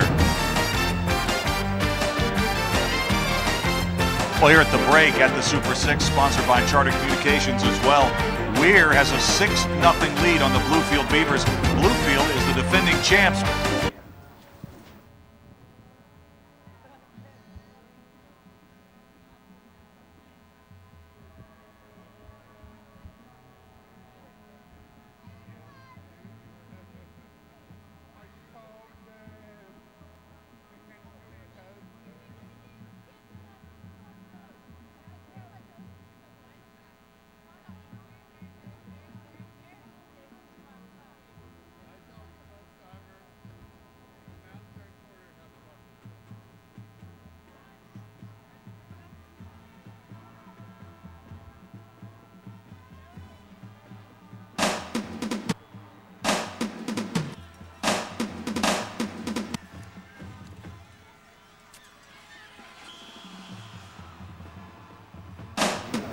The Sports Zone halftime program is being brought to you by West Virginia American Water.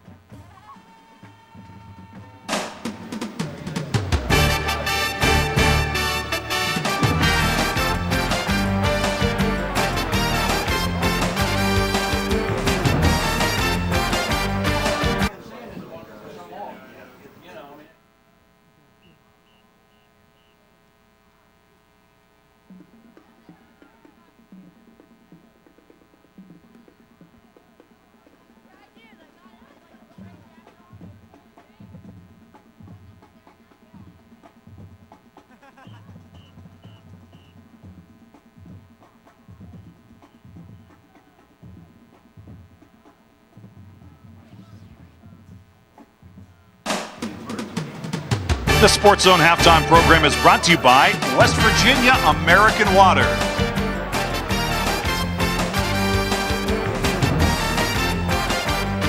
Well, here at Wheeling Island Stadium, 6-0, Weir with the lead.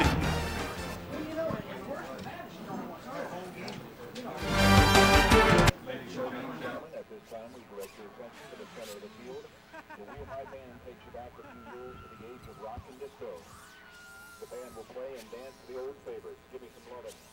Super Freak, The Creek, Funky Town, and Disco Inferno.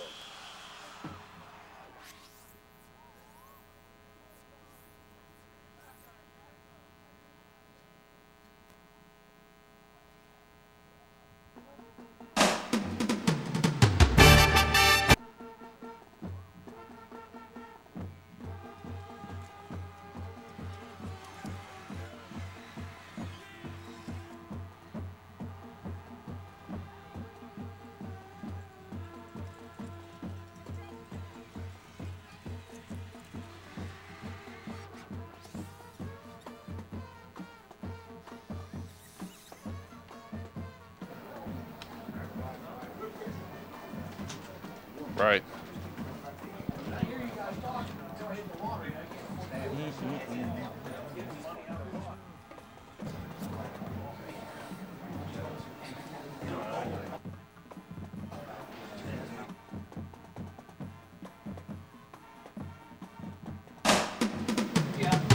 The Sports Zone halftime program is brought to you by West Virginia American Water.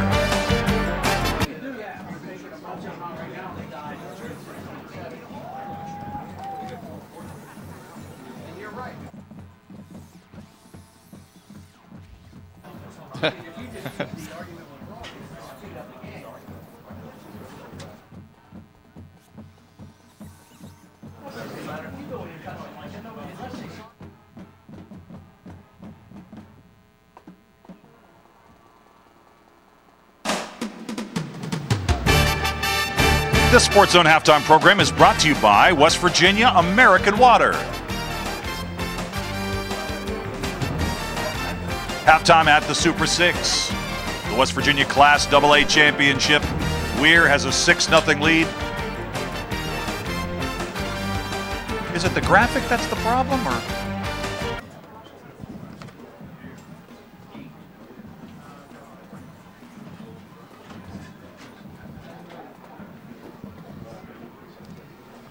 Yeah, okay. Okay.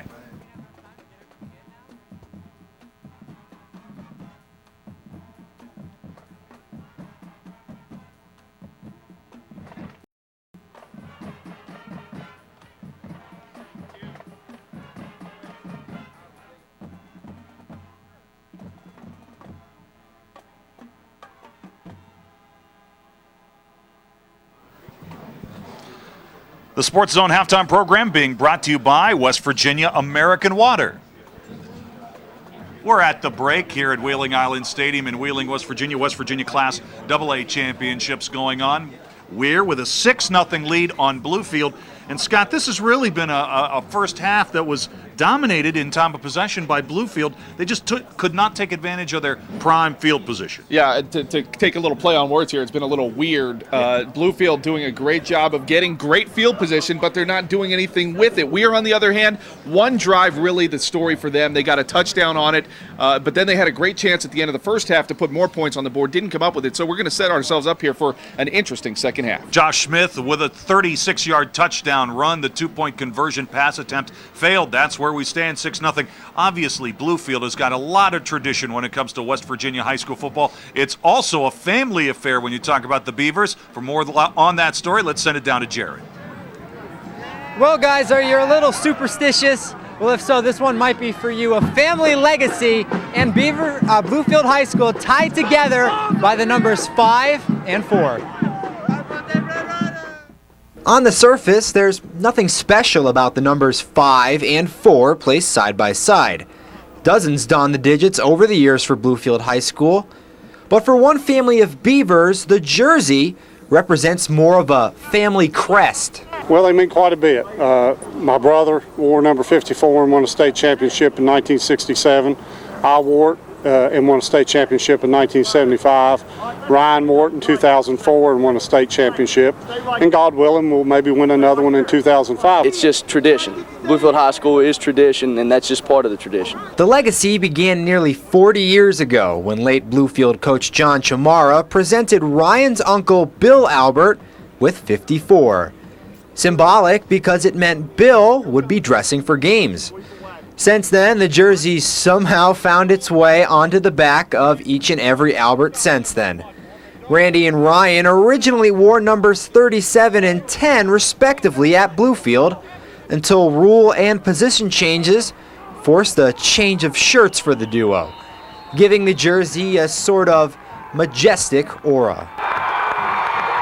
I guess you would have to say there is, since there's 4 generations that have worn this number, so I'd say there is. The only shortcoming in the 54 legend was Ryan's cousin David, who advanced all the way to the Class AAA state semifinals, but no further. The Alberts hope tonight's outcome may in some way rectify that. It's only right that 4 Alberts have worn it, and we have 4 state championships to show for it. And while Weir fans might call that greedy, the Albert family just hopes to call it destiny. We'll have plenty more here from halftime. Quincy Wilson, the former Weir star, will be joining us. 6-0 Weir leads. We're at halftime at the AA state title game.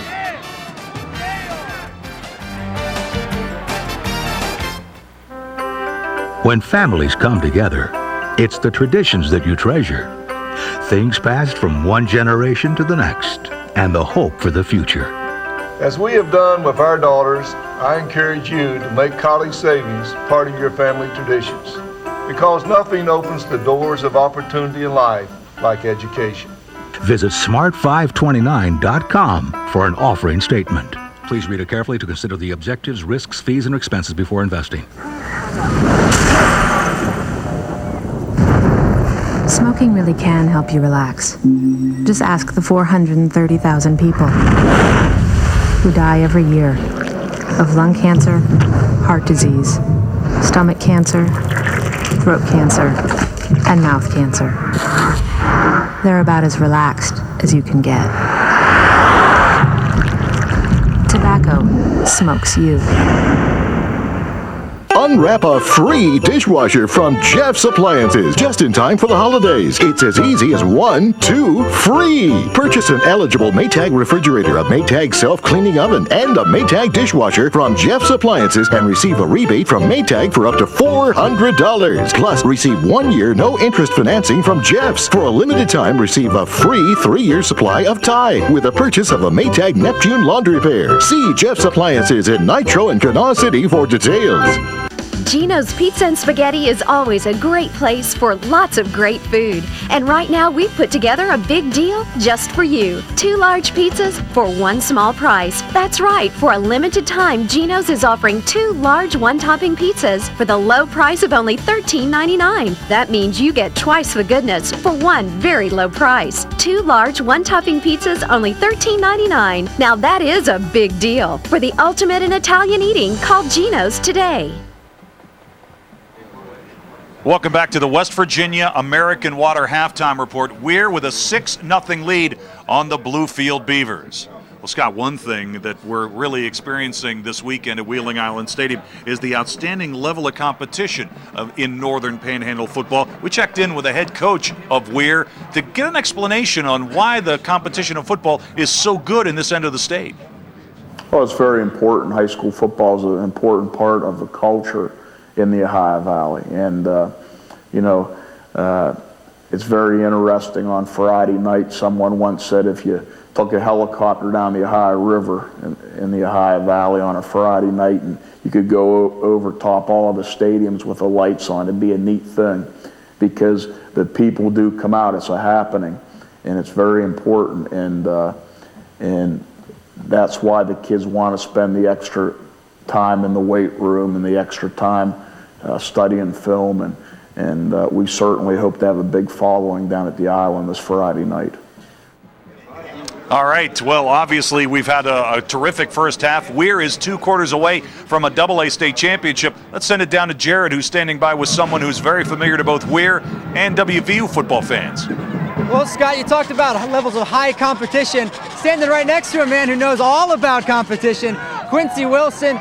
You said this was kind of a homecoming for you, wasn't it? It's definitely a homecoming. A chance to come back to the Valley, see my old high school playing a state championship. Doesn't get any better than this. This is actually kind of a detour on your way to Pittsburgh this weekend for the big Bengals Steelers game. You able to sneak away for a couple hours, you said, huh? Yeah, definitely get a chance to sneak around. They gave me a little window of opportunity. I was real fortunate that it just worked out this way, that Friday night we really had much going on, so it worked out definitely. Well, Quincy, I'm sure all these Red Rider fans are happy to see you back here. Best of luck to you, and best of luck to you in your NFL career. Guys, send it back up to you. All right, Jared, thanks so much. Our second half is coming up. We'll have more from Wheeling Island Stadium in just a moment. Third quarter kickoff coming. Weir 6, Bluefield nothing.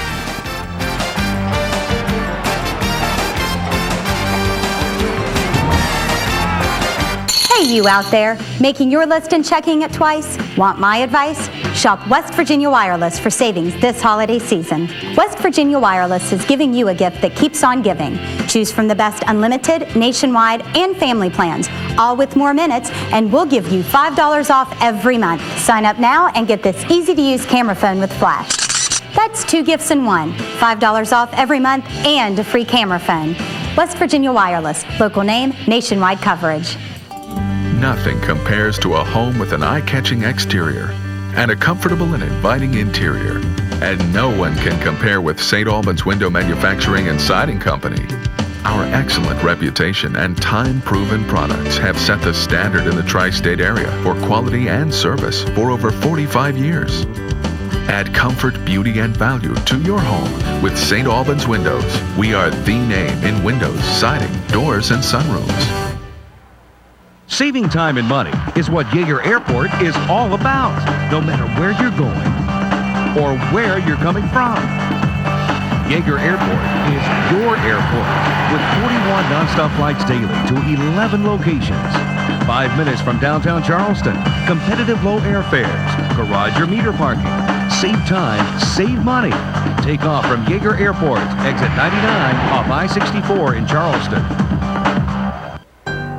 People's Federal Credit Union, where people are worth more than money. You're part of our family too, so we make your banking easy to do.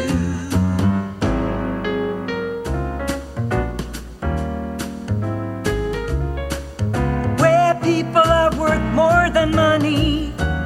People's Federal Credit Union.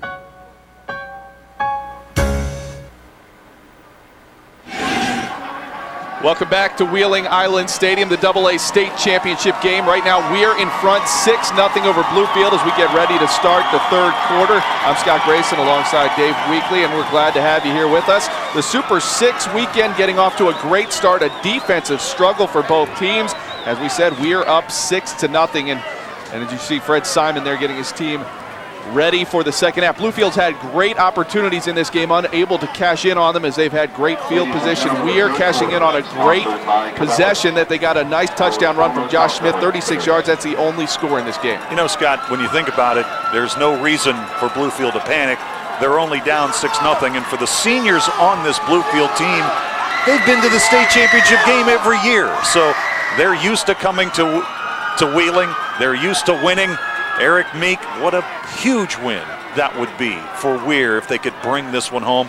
We mentioned it in the first half, this has already been a successful weekend in the Ohio Valley. Steubenville was able to beat Columbus DeSales for the Ohio Division III championship earlier today. Steubenville Central is going for a championship tomorrow. Wheeling Central is going for the West Virginia Class Single A championship tomorrow night.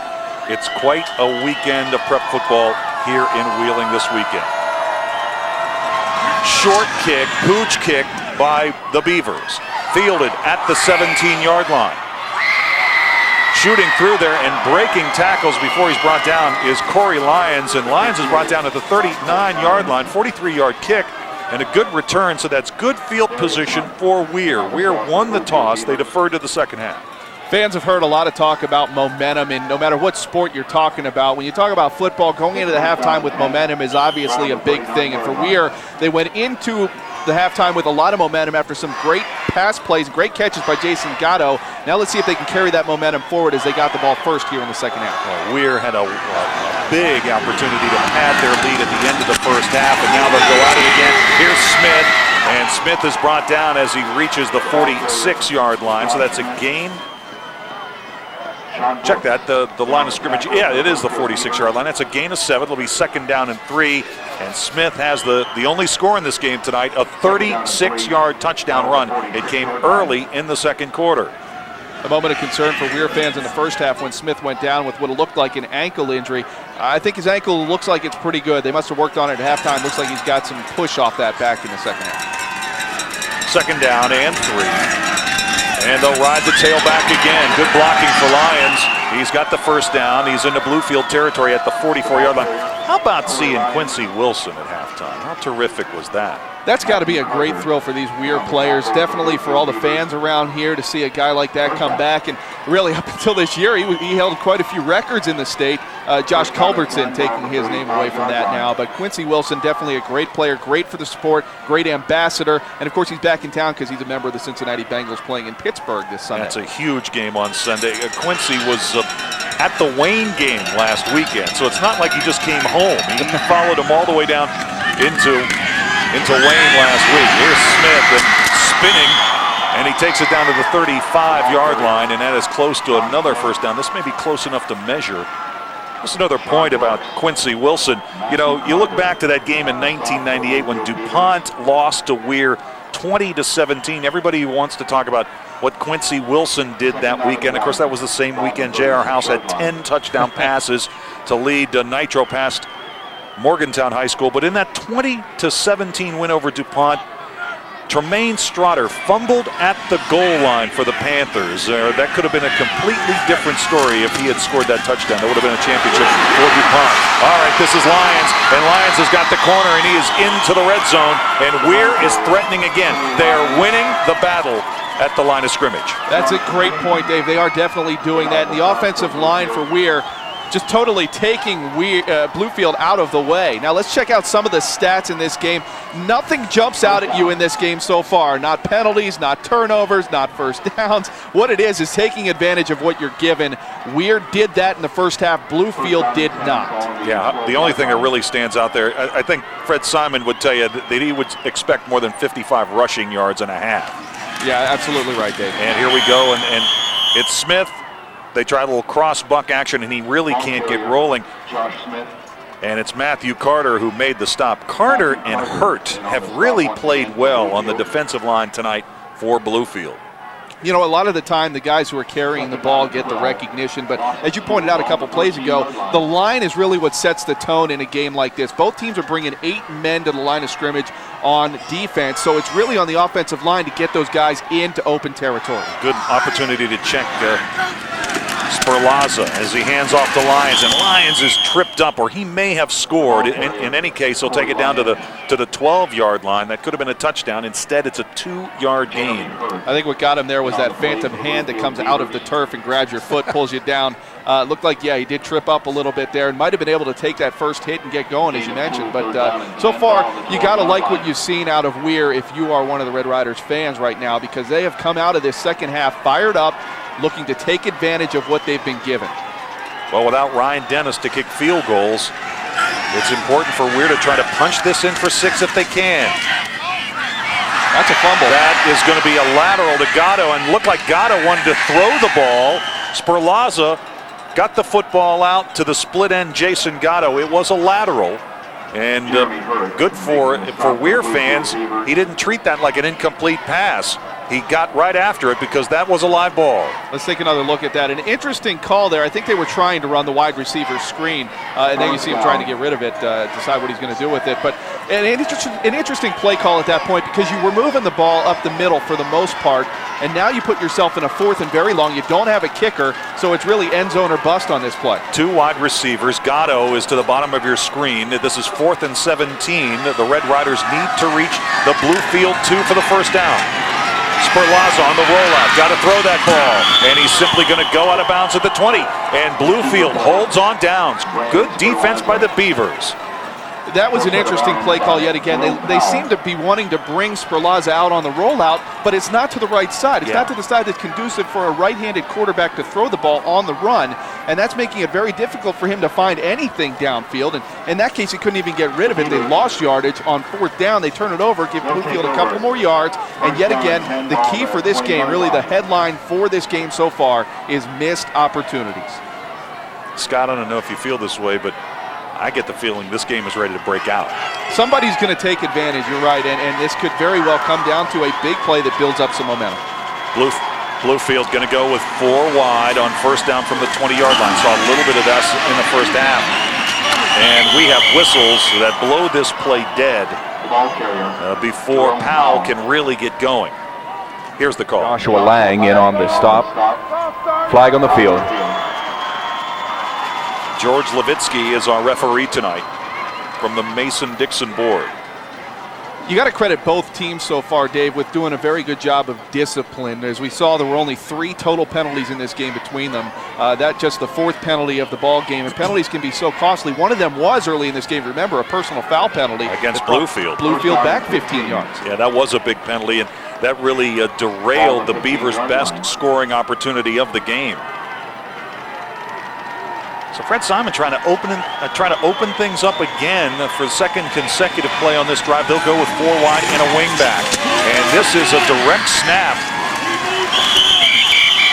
to Powell, and Powell will take it to the 18-yard line for a gain of 3. Now, Powell began the year as the quarterback, but after he was injured early in the season, that's when McClanahan got the call. Powell came back up to the active roster in the playoffs, played against Grafton. And you can see right now McClanahan is on the sideline. Second down and 12. There he is, number 10. 18-yard line. Sometimes you look for that extra spark plug. Don't know if there was something that happened, an injury or anything like that, but maybe you make a change trying to light a fire and your guys take advantage of some opportunities. And for the third play in a row, Dave, they're spreading out the defense. So Simon trying to spread the field. Oh, what a huge hit. Big time play by Dustin Smith.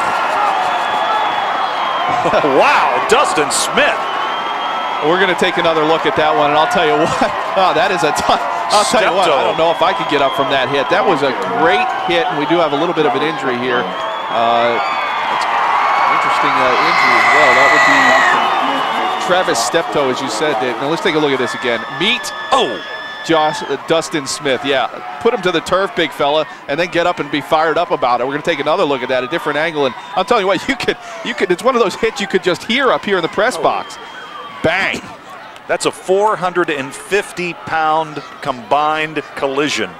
And what a hit. Maybe the hit of the game by Dustin Smith on Travis Steptoe. And now Steptoe is stepping lightly over on that Bluefield sideline. It's third down and 12. That could be a costly injury as well for Bluefield. Steptoe is usually a guy who leads in the holes, will make holes for the running backs as well. And if he's not able to go after that, that could be tough for them to bounce back from. Powell stays in at the quarterback spot. Again, 4 wide. And he lost control of the snap and went through his legs. And it's Dustin Smith again. And he chucked him to the ground. 2 huge plays back-to-back by Dustin Smith. You know, as we go through this game, Dave, as we said, it's a defensive struggle, and what you're seeing is the defense that makes the biggest play, maybe the one that wins the game. And right now, Weir, after having poor field position throughout the first half, is looking at great field position here, and maybe if they can get another score, I think going up by 2 possessions in this ball game right now would be very huge. You cannot blame the center, Alan Collins, for that snap. It went right through the quarterback's legs. Short punt, fielded at the 38-yard line. Out of bounds, it's Gatto, a 26-yard punt. Great field position for Weir. A 26-yard punt, the line of scrimmage is the Bluefield 26, and we've got a flag down. And this is going to be a huge penalty against Weir. It's a roughing the kicker penalty. Yeah, this is you can't fault guys trying to make plays, but you got to be careful of what you're doing. And this, I think it might be running into the kicker, which would be 5 yards. Let's take a look at this. You're going to see Josh Smith coming in, trying to block it, and just a little, oops, excuse me, and a nice acting job as well to help get the flag on the field. Yeah, absolutely. Smith hit him. There was no question about that. Kicker on the block. He's kicked 5 yards. All right, so that's only a 5-yard penalty. So Bluefield will kick the ball again. That was not a 15-yard personal foul. No, and that is the right call. If you're going to throw a flag on that one, the 5-yard penalty is the right one. Sean Cornelius, the sophomore. Doesn't take much to get him to go over. He's only 5'5", 135 pounds. Yeah, it didn't look like it took much there either. You're right. Yeah, but Sean can kick it. And he's got a little bit more room to operate now. The line of scrimmage is the 11. And he gets a much better kick away this time. To the 43-yard line. This is Gatto going straight up the field. Breaks one tackle, trying to break it outside. Bluefield defenses it well. Gatto goes out of bounds at the 38-yard line. That's a 31-yard punt. We'll step away for a moment. 6:10 left to go, third quarter. Weir continues to hold a 6-0 lead on Bluefield in the Class AA state championship. People's Federal Credit Union, where people are worth more than money. You're part of our family too, so we make your banking easy to do.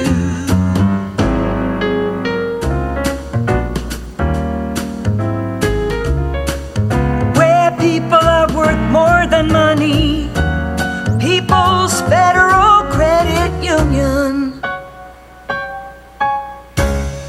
There's a new name in Ford Lincoln Mercury. That's Thornhill Ford Lincoln Mercury, Corridor G, Chapmanville, 1 mile south of the Thornhill GM Superstore.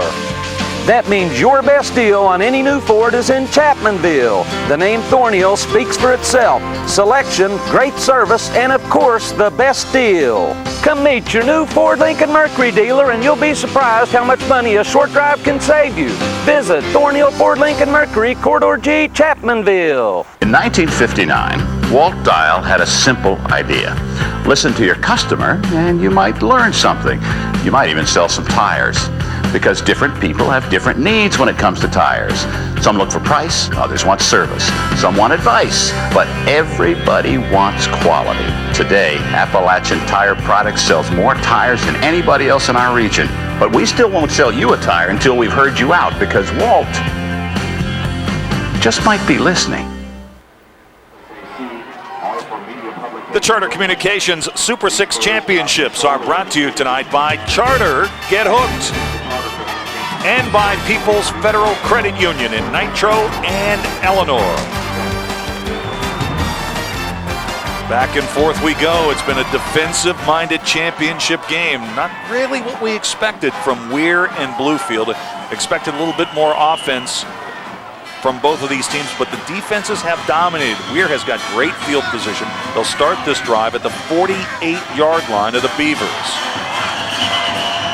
We'll have to see if this will go against the Red Riders, or maybe some early penetration by Bluefield. Jeff Hutchinson. Yeah, it looked like Bluefield jumped off sides there. Dead ball, encroachment on the white.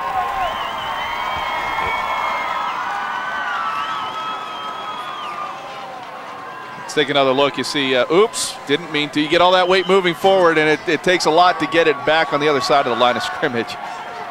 So it'll be first down and 5 now for Weir. And they'll go to Smith. And Smith breaking tackles. He's into the secondary. Stiff arms a defensive back, plowing his way down inside the 15-yard line and down to the 12. That's a 31-yard gain and a huge run by Smith in this game. You got to credit the offensive line with giving him the hole to get through first, but after that, clearly Josh Smith was the man. Watch him get through the hole here, and then the rest is all him. He broke one tackle earlier.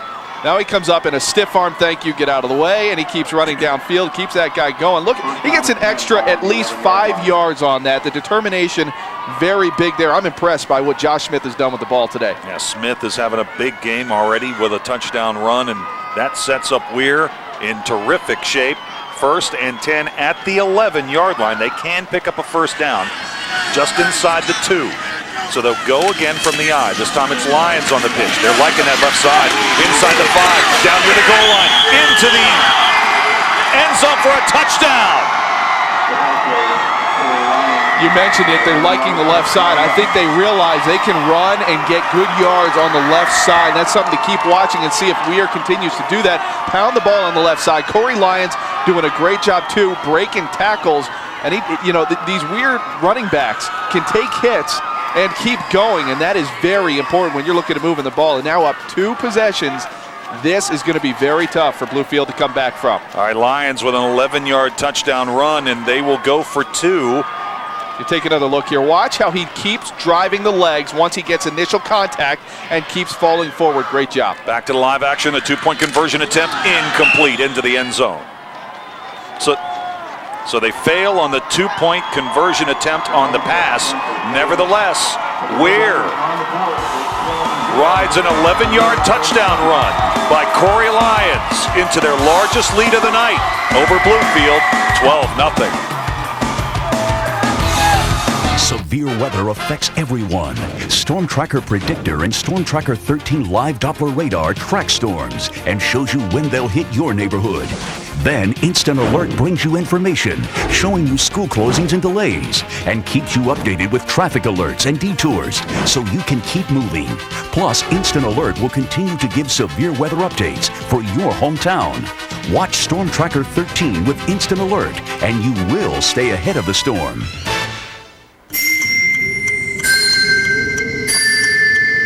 Who's here? Mom, Dad! Coming through! Charter high-speed internet, it's just what I wanted! Want a gift that'll really get the family excited? Get them Charter high-speed internet, now at holiday savings. Hey, what about the other presents? Maybe later. Charter, now making the holidays brighter. Call 1-888-GET-CHARTER today. For the Red Riders, their fans really loving life right now. We're leading 12-0. 5:35 to go in our third quarter. West Virginia Class AA championship game. Glad you could join us tonight. Here's the scoring drive. 2 plays, 43 yards following the good defensive stand and the short punt. Only 23 seconds, and officially Lions being credited with a 12-yard touchdown run. It's just a great job by Weir here to take advantage of what they've had, and that's what Bluefield has not done. And I'll tell you what, 2 possessions, I don't see Bluefield coming back from that unless they get something going here. Here's the kickoff return, and it's Maurice Jordan. And Jordan will take it to the 37-yard line.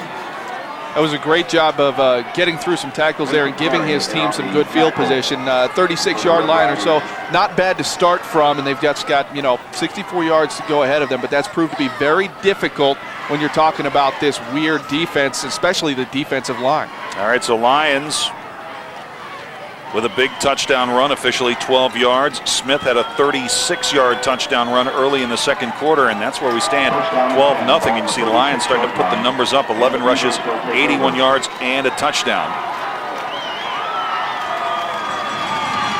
And the quarterback continues to be Powell. So Powell is back in for a second consecutive series. And McClanahan will continue to be on the bench. He started this game for Bluefield, but Fred Simon opting to go with the more shifty, run-oriented Powell at quarterback here in the second half. And since he's done that, he's gone with that 4 wide receiver set each time. Now, I don't know if that's because they don't have Powell there as a running back now. He's got to take the snap as a quarterback. He's trying to spread out the defense, but so far it hasn't worked. Yeah, they're trying to spread it out, and so we continue to see Powell under center with a 4 wide receiver set and a wingback. Powell wants to throw, can't do it, ball stripped. It's loose, still loose, and it's recovered by Weir, and it's Dustin Smith who's on the ball for the Red Riders. Great pressure yet again by this Weir defense, and right now, yeah, they've scored 2 touchdowns on offense, but this Weir defense to me is the MVP of this game so far. They've just continued to put pressure on Bluefield, force them to make mistakes. And let's take another look at that. Watch the pressure coming up from the right side of your screen. That forces the ball out. Now it's anybody's ball, and Dustin Smith has been around it all this second half so far, and of course that's his fumble, his first fumble recovery of the season. Give Chaz Davidson credit. He's the one that stripped him. And what did Eric Meek say to Dustin Smith at halftime? He is playing lights out here in the third quarter. 1st and 10 at the 23-yard line of the Beavers, and they're going for the knockout punch. Corey Lyons gets the handoff, but Matthew Carter says, no, you don't. He stopped him in the backfield before he could get rolling. This is really a big time for Bluefield defense to try to step up. And let's take a look at some of the turnovers in this game. The turnover battle, I can tell you, Weir head coach Eric Meek said that he had to win the turnover margin to win this game. So far, he's doing that. Bluefield having 2 turnovers, Weir with 1 this game. And right now, this is a big possession for Weir and Bluefield. Out of the eye on 2nd down and 10. Gatto is split to the bottom of your screen. Here's Smith trying to bounce it to the right. Made a great move to get outside. Broke another tackle. He's inside the 10 and down to the 12. Josh Smith continues to impress me with yards after contact. He has taken some hits and not been afraid to keep running the ball after them. He's doing a great job of on this time, again, when you look at the ankle injury he had earlier in the half, thought it might be something that was tough to look at. Watch him here cut. Bang, he's already out to the outside, a little stiff arm, get away from me, and yeah, he's going to find himself a first down. Very impressive young man with the ball so far this game. It's an 11-yard gain. It is a first down, 1st and 10 at the 12. Here's Lyons on the pitch. He scored on this play the last time he had the football. This time it's much better defense by Bluefield. We talked about how they were having success running to the left side, and now football is a game of adjustments, and the one that makes the most adjustments correctly will end up winning the game. And right now it looked like Bluefield made some adjustments to make sure that they didn't get beat on that left side yet again. And it was Ryan Albert, the focus of our halftime feature, who came up and made the stop for Bluefield. Co-captain, and one of the guys, one of those seniors who's been to Wheeling 4 consecutive years. Josh Smith, what a night. 13 carries, 128 yards, 1 touchdown so far. He's got it again. Spinning inside the 10 and down near the 7-yard line. Boy, he picked up an extra 5 yards when he made 1 Beaver defender miss. And that's what he's been doing all game long. That's how he's gotten up to now over 130 yards rushing. He's averaged almost 10 yards per carry. And if you're a defense, that is very tough to stop. Watch him here. The key again, take the hit and keep on going. You cannot arm tackle Josh Smith. He's just too strong in the legs, and he's got too much determination. He really wants a state championship. You can see that on him there. And you can sort of sense it on the Weir sideline right now. 3rd down and 5. Sperlaza to the end zone. There's contact back there. No flag. Gatto was bumping back there with Maurice Jordan. No call. I think that was a good no call too, Dave. They were both pushing a little bit there. And Gatto, I think in the first half, did a great job of using his body to separate him and the ball. There he tried to use his arms a little bit, and a good no call there by the referee. So it's 4th down and 5. And we've been selling this point all night long with Ryan Dennis unable to kick the ball tonight for Weir. This is a situation where they would have gone for a field goal and it would have made it 15-0. Instead, they've got to go for it on 4th and 5.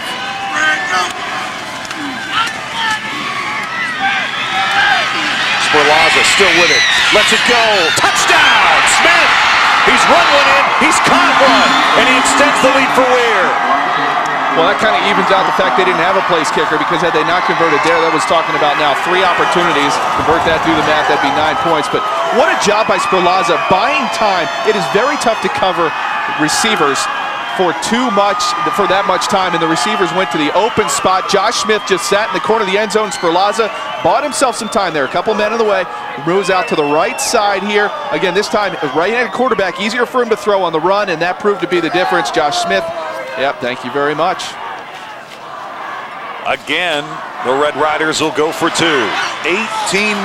Sperlaza, timing pattern, back of the end zone. Gatto's got it! 2-point conversion attempt completed. 20-0 Weir. Gatto has proven to be a big difference in this game as far as going up for the jump ball. 1:53 to go in our 3rd quarter. Weir has built on their 6-0 halftime lead with a pair of 3rd quarter touchdowns. It's 20-0.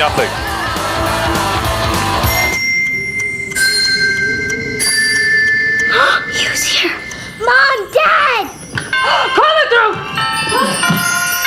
Charter high-speed internet, it's just what I wanted! Want a gift that'll really get the family excited? Get them Charter high-speed internet now at holiday savings. Hey, what about the other presents? Maybe later. Charter, now making the holidays brighter. Call 1-888-GET-CHARTER today. We get our fill at 5. I'm going to say what I feel. I get my fill at 5. We get our fill at 5. Have you never seen this show before? We get our fill at 5. You really look like an over-the-top wild man. I get my fill at 5. They're getting their Dr. Phil at 5. Are you? We get our fill at 5. We get our fill at 5. Get your fill at 5. Then stay for 13 News at 6. For DVD copies of the Super 6 games, please contact the West Virginia Library Commission's Library Television Network at 304-558-2531. Each DVD is $20, and most of the proceeds will be used to support the West Virginia Center for the Book in its mission to encourage the appreciation of the importance of books, reading, literacy, and libraries in West Virginia. 20-0. Weir's got the lead, and Bluefield could use a big play.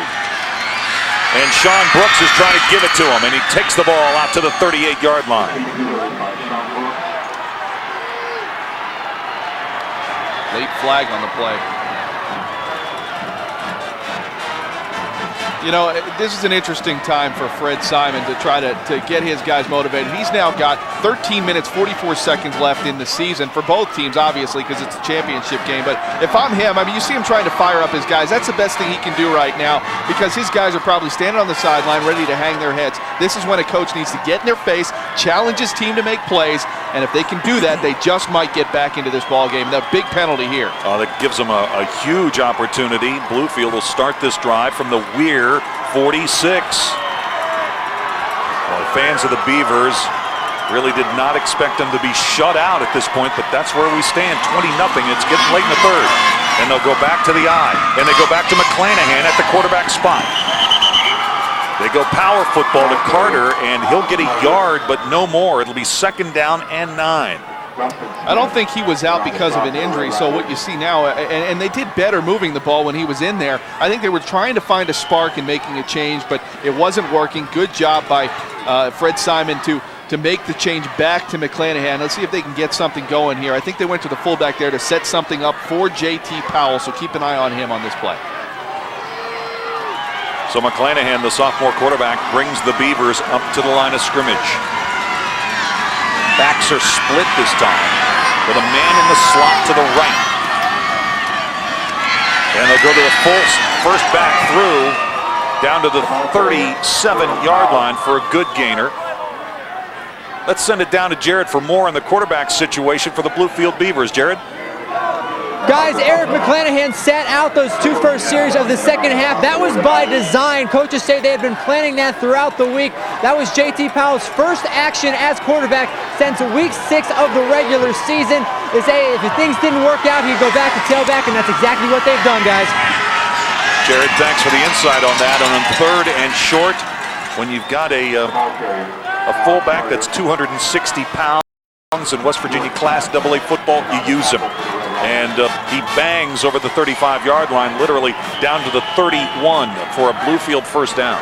They keep mixing in the fullback and Powell here. You saw the fullback on that one, short yardage. Watch for possibly a pass play this time. McClanahan with the handoff. I understand what they were trying to do, having a plan to get Powell involved at quarterback, but you have to question when you're down like they were, the spot of the game to do it. Tried to get a spark in him by making a change, but I think now you see McClanahan move the team down the field, and that may continue. Yeah, that's true, but you know, if you think about it, Powell, when he first got in there, the score was only 6-0. Now it's 20-0, and we have reached the end of the 3rd quarter of play. Fred Simon and the Bluefield Beavers with some work to do. Weir 1 quarter away from a championship. It's 20-0. Weir leading Bluefield.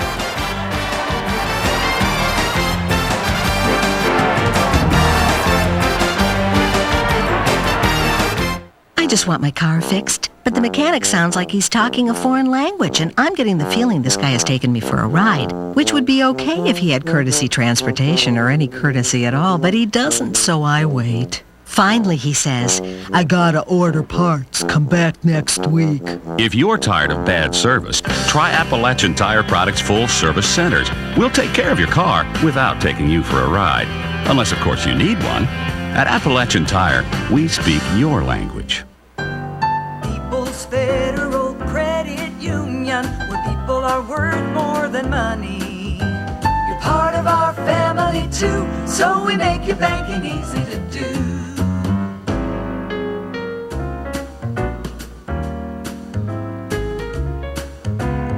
People are worth more than money. People's Federal Credit Union. I'll never forget watching that football game. Every time they snapped the ball, I almost had a stroke. I mean, if a guy dropped a pass on my team, I would literally go 3 or 4 feet off the ground. If the game means more to you than it does the players, it's time to call for help. At 1-800-GAMBLER, we offer free, confidential help to problem gamblers and their loved ones. Call us today for hope and help. Use a system that works. If you think you're getting a better education because you pay more? Think again. Expensive schools do not have a monopoly on quality education. If you want a career in health, industrial technical, business technology, science, or human services, call Carver Career Center for affordable training that will pay off. Join the many who have built their careers the Carver way. My training is paid off. I'm working full-time, and I'm making a good living. Advance your career at Carver. Carver Career Center, a West Virginia school of excellence. Set to start the fourth quarter of the West Virginia Class AA Championship game. Snow flurries on Wheeling Island. This is the Charter Communications Super 6 Championships. Weir with a 20-0 lead on the defending champs from Bluefield. A must-score possession right now going on for the Beavers, and they begin the fourth quarter with a handoff to Powell, and they try to go off the left side, and there is just nowhere to run. Earlier in the game, we heard Powell talk about the touchdown he had last year and what that meant to him, and he just hasn't been able to get going tonight. You got to credit the Weir defense and the game plan with making sure somebody is around him at all times. He's broken off maybe one 10-yard run tonight, so Weir doing a great job of making sure he does not beat them. Weir has 4 shutouts on the season, and to get one in the championship game, that would be sweet.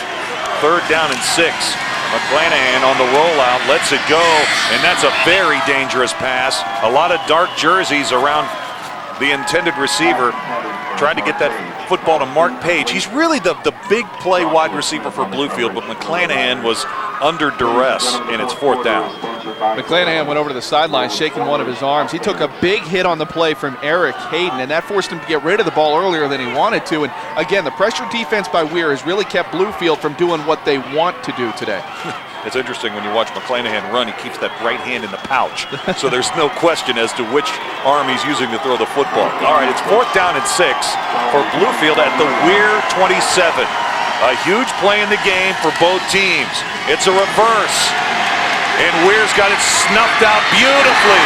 Just nowhere to go for Maurice Jordan. He's dragged down and a flag is down. And is this a face mask penalty? I believe it is a face mask penalty, and you do have to question the call on that play because you're looking for a big play, but is 3rd down really the time that you want to run a reverse? The 4th down, excuse me. So costly penalty here, possibly, if it's a face mask. And it is a face mask penalty pending against Weir. The difference here is if it's a 5-yard variety, it is not an automatic first down. If it's a 15-yard face mask penalty, it wouldn't have given him the first down by yardage, but it would by automatic first down. Here's the call. Personal foul, face mask on the blast, still 4th down. Oh, I'm sorry, I'm corrected on that play. I thought that a personal foul is an automatic first down. All right, so this is going to be marked off from the point in which the infraction occurred. So it was 4th down and 6. This will be 4th down and 9. The line of scrimmage is the Weir 30. So this is still no walk in the park. McClanahan, 3-step drop, looking, throwing long to the end zone. Pass is intercepted. Gatto's got it in the end zone. Gatto's doing a little bit of everything tonight for Weir. I'm sorry, Dave. Yeah, he's doing a great job. The ball goes in the air. It seems like he's going to be under it, whether it's offense or defense. And let's take another look at this play. I do like the play call here. You might as well go for the home run. Try to get your team fired up. It is man-to-man, and Gatto reads it the whole way. Put himself again between the receiver and the ball. He makes the catch, and that is a big turnover in that one. Again, we talked about turnovers. That's now 3 for Bluefield. Yeah, 3 big turnovers. So they were intending that pass for Page, and Gatto says, hey, turn the page. I've got the ball. 19th interception of the year for Weir. 1st and 10 from the 20-yard line. Following the touchback, again, they'll start out of the I formation. Here's Smith. He's run for a touchdown. He's caught a touchdown tonight. Oh, he's drilled as he reaches the line of scrimmage. A little frustration. Sean Brooks stands him up and then buries him. A textbook tackle. That was a very good tackle because Josh Smith has proven that he can take the initial hit and keep rolling. And this time what you got to do is square up on him. Watch the tackle right here. Squares up on him and drives him backwards. Not try to arm tackle him there. Used his body and his weight. Good job. No gain on the play. 2nd down and 10. And the Red Riders would love to milk a little clock here if they could. And they'll keep that ball on the ground and they will keep that clock running. That's exactly right. I was just about to mention that. You will not see Weir throw a pass now unless it's 3rd down and long, and in that case, they even may not throw it then too, because they've still shut out Bluefield. So even if Bluefield got the ball back, they need to score on 3 different possessions at this point. That's tough, the way that Weir's defense has played tonight. That was the first carry of the night for Buffo. 3rd down, 7. Michael Buffo got a chance to carry the football that time. How about Brandon Sperlaza, 3 years starting quarterback. His last game at Weir, he'd love to go out with a state championship. Here comes Smith, and he is high-stepping it again. Great moves. He's into the open field, and he's got the corner. It's a foot race now. Inside the 20, inside the 10, end zone, touchdown Weir. Wow. I mean, what can you say? Wow. I mean, Josh Smith, and look at him. He used everything he had. You can see him start running out of gas there. The man is out of breath, but he's going to go to the sideline for a well-deserved blow. Josh Smith has taken this game by the arm and taken it for himself and shown that Weir is going to win this game because of Josh Smith. That man has proven to be a big factor in this ballgame. Smith gets a high five from Quincy Wilson on the sidelines. Quincy, we'll get down memory lane in a minute, but Smith is the man tonight. 77 yards on the touchdown run. Fred Simon now trying to get something going from his guys. He wants to see them at least finish the game strong, and credit him for not quitting on his team here. He's still yelling at him, and that's good to see. Fred Simon, certainly Bluefield having a great season, and unfortunate to see it going this way. Sperlaza is able to gun it in there to Gatto, so they connect for the 2-point conversion for the 2nd consecutive time after the touchdown. Josh Smith, it's your world. We are just living in it. Weir, 26. Bluefield, nothing. Severe weather affects everyone. Storm Tracker Predictor and Storm Tracker 13 live Doppler radar track storms and shows you when they'll hit your neighborhood. Then Instant Alert brings you information, showing you school closings and delays, and keeps you updated with traffic alerts and detours so you can keep moving. Plus, Instant Alert will continue to give severe weather updates for your hometown. Watch Storm Tracker 13 with Instant Alert, and you will stay ahead of the storm.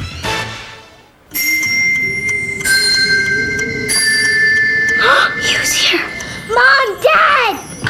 Coming through! Charter high-speed internet, it's just what I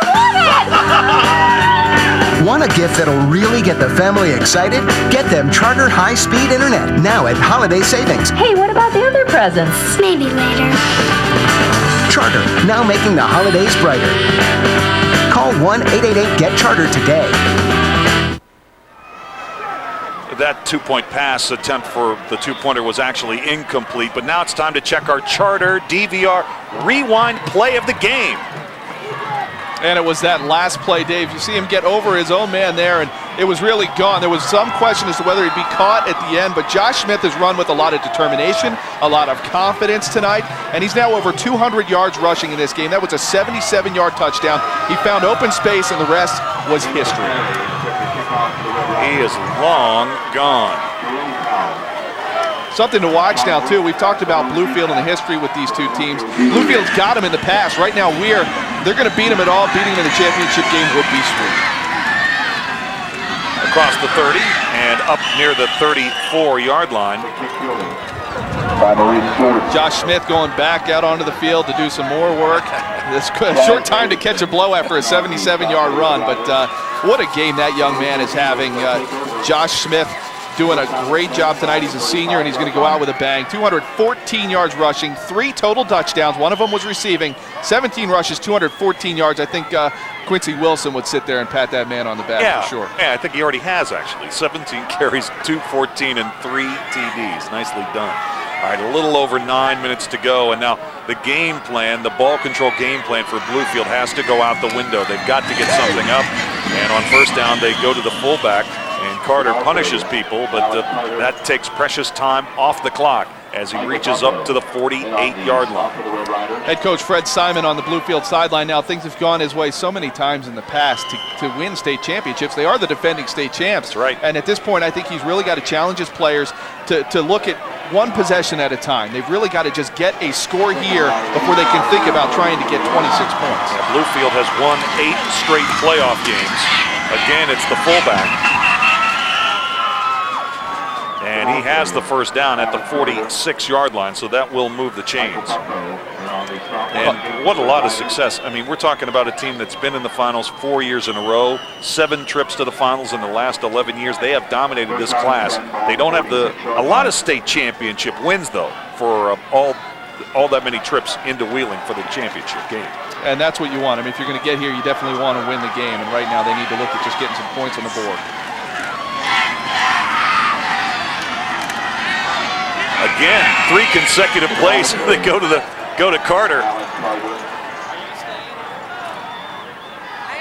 Scott, let's take a look at what's going on in the handoff from McClanahan. Check the form here. Watch how quick they get it to him, too. I mean, it's in the pocket. He grabs it, and look at the hole. I mean, when you get it. Yeah, he's backhanding the ball to the fullback.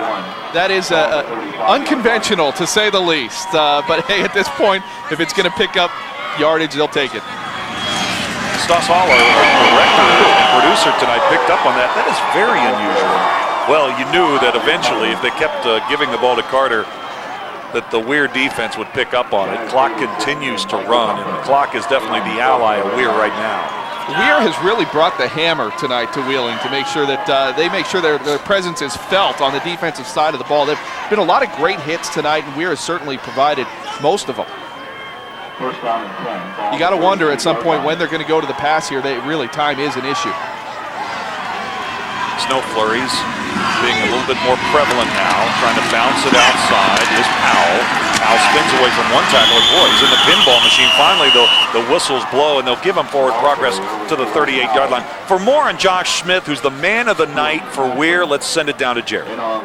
Guys, they call Josh Smith Smitty. That is his nickname, and they say he is nothing less than a gamer. He can run for a 3-yard run, or he can run for a 70-yard run like you just saw a couple of plays ago. They say that's the type of player he is, hard-nosed, willing to put it all on the line. And right after he just had that huge touchdown run, coaches came over and asked him, can you go defense? He shook his head, yes. Teammates say, hey, that's just what kind of player he is, and he's really shown, and he's leaving it all out on the table tonight, guys. All right, Jared, and I think it's a good time to go ahead and say that Josh Smith is our People's Federal Credit Union Player of the Game. People's Federal Credit Union is located in Nitro and in Eleanor.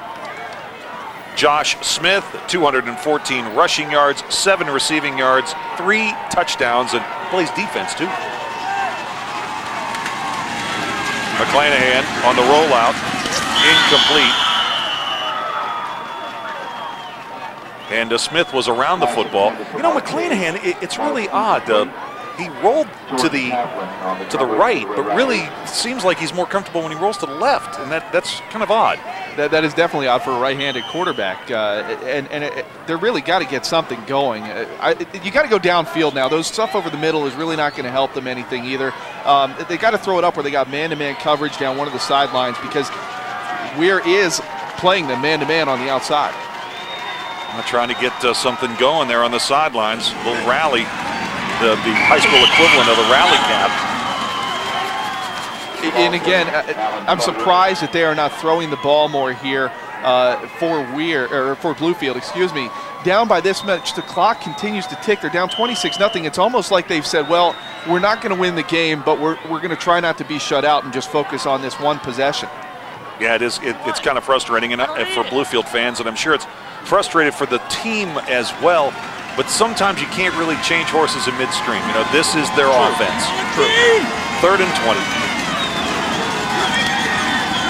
McClanahan feeling the heat, escapes the pocket. I think he was beyond the line of scrimmage when he sent that one down the field, nearly intercepted. That pass was almost intercepted by Jordan Taflin. There is a flag down, and I think you're exactly right. I was thinking the same thing as you said it, Dave. He was right by that stick, and I think if he let it go half a step sooner, he would have been okay. You see Taflin a little shaken up on the play. The man did a great job of getting in front of that pass to knock it down. And this penalty will go against Bluefield. You can sense the atmosphere in this stadium, Dave, right now. The Weir side, they've got a ton of fans here because they're pretty close. And their fans are on their feet. They're cheering, they're yelling, and they're screaming. They're happy. Of course, why not? They're up 26-0. But you look across the field, and the crowd's beginning to thin out. Bluefield fans have come. They've seen their team play, and it's not looking so good. And there you see a man injured right now. Eric Hayden coming off the field. I'm not sure if he's cramped up or what the situation is. The Weir lost 2 players. He's going right to the locker room. He is a senior. Wonder how much it hurts when he knows he's going to get a state championship on top of it if things continue this way. Needed a couple of teammates to remove him from the field. Clock stopped for the moment. You know, yeah, how about capri pants on a night like this? That's a tough look. You got to be a real man to pull that off. And he's not the only one. It's just that's right. It's the look for Weir. But when you're winning 26-0, I'm sure it feels like Miami to those guys right now. That's right. The snowflakes have been falling like this all night long, too. Really an interesting, nice little atmosphere for what you'd expect for a state championship game. 4th and 23. 4 wide, trips to the left for Bluefield. And forget it. Meet you at the quarterback. Quentin Smith led the charge for the Red Riders of Weir. Another senior. The seniors have done a great job. Look, that look says it all right there by the head coach for Bluefield, Fred Simon. He's been trying to get anything going, and Weir has done an excellent job of stopping Bluefield. I'm surprised and impressed, amazed, insert the adjective here, that they've shut out Bluefield tonight. Yeah, it has been a surprise. But you know what? You take a look at Bluefield. They started the season with 2 losses. They ended the regular season with 2 losses. They got on a roll in the playoffs. For an 11th seed to make it to the championship game, you can definitely say that Bluefield maxed out this year. They did the best they could with their talent. That ball is loose. And it's recovered by Bluefield. Bluefield, Powell comes up with a fumble recovery. It's interesting, Dave, to me, when you look at Bluefield's roster, they are not senior heavy. As you mentioned, I think that they did maximize the season. They got a lot out of this. And when you talk about how many of these kids are going to be returning next year, that's important for Fred Simon to take away from this. That let's build on this experience, and they've been here before as younger kids, and see what they can do with it next year as well. They will not lose too many seniors. All right, so the procedure penalty was refused. The ball will go over. Bluefield has the ball at the 34-yard line. Let's send it down to Jared, who's got more on Eric Hayden, who just left the field moments ago. Guys, you saw teammates carry Eric Hayden onto the sideline. He said he just re-sprained an ankle. He re-injured it in the first week of the postseason, but he says it's nothing to worry about. Nothing that pain of the championship title can't take away when it looks like we're just secured right now. Thank you, Jared. That pass was intercepted by Davidson. It was fumbled in the end zone and recovered for a Weir touchdown. I think that play says it all for how things have gone for Bluefield tonight. That was as bizarre a play as I may have ever seen. Watch this. The ball is tipped, and yeah, pay attention. You look for it, and well, we got it. Great concentration to come up with it, and then nice effort to get to the end zone. But again, Bluefield has not had anything go their way. The ball bounces funny ways, and just lost the handle before he got in, and the only guy running for the ball is from Weir. And the ball was recovered by Jason Lurch. So Davidson will be credited with the interception and the return. Give Lurch the touchdown on the fumble recovery in the end zone. Add it all up, it's Weir 32, Bluefield nothing. That was a bizarre play, and you can see right there the fact that Weir has not stopped putting pressure on this game, and that's important. I mean, right now, this team wants a shutout badly for everything that's happened in this rivalry that we've talked about throughout the game. Weir wants this game. They want the shutout. They want to win this title the way it's going right now, and you can see that and feel that in the atmosphere in the crowd between what's going on the sidelines and in the stands. You know, Scott, we talked about it early in the third quarter. We had a feeling, after sitting on 6-0 for the longest time, that this game was going to break open, and it's done that. It definitely has, and I continue to go back to the first half, the first quarter, when Bluefield spent most of the quarter in Weir territory, and they've come up with a goose egg. Going for 2, it's Smith trying to make the corner, and he will do so easily. He just keeps adding to his resume. He's already the player of the game. Weir converts the two-point conversion. It's 34-0. We're back to Wheeling in a moment.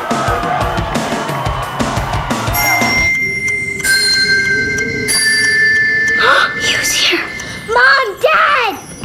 Call it through! Charter high-speed internet, it's just what I wanted! Want a gift that'll really get the family excited? Get them Charter high-speed internet now at Holiday Savings. Hey, what about the other presents? Maybe later. Charter, now making the holidays brighter. Call 1-888-GET-CHARTER today. We get our fill at 5. I'm going to say what I feel. I get my fill at 5. We get our fill at 5. Have you never seen this show before? We get our fill at 5. You really look like an over-the-top wild man. I get my fill at 5. They're getting their Dr. Phil at 5. Are you? We get our fill at 5. We get our fill at 5. Get your fill at 5. Then stay for 13 News at 6.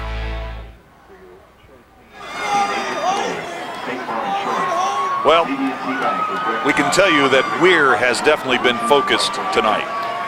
The Red Riders closing in on a state championship, leading 34-0 over the Bluefield Beavers. The Bluefield Beavers made the 285-mile trip to Wheeling Island Stadium tonight in hopes of repeating as Class AA champs, but right now it looks like that championship is going to belong to Weir, and it'll be the second Northern Panhandle team to get a championship in a day, with Steubenville already winning today in the Ohio Division III championships over Columbus DeSales.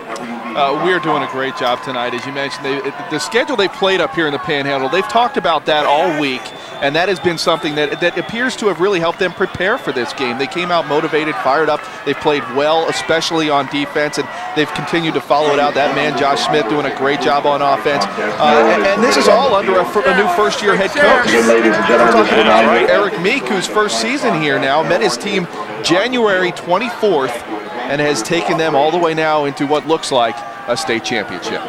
Yeah, that's pretty good when you win a state championship in your first year on the bench. That usually gets you renewed or a contract extension. People tend to like that, well, yes. In high school, maybe that'll get him a better parking spot. Yeah, I think he'll take it. Short kick to the 21-yard line. And the return is out to the 24, a short return by Sean Brooks.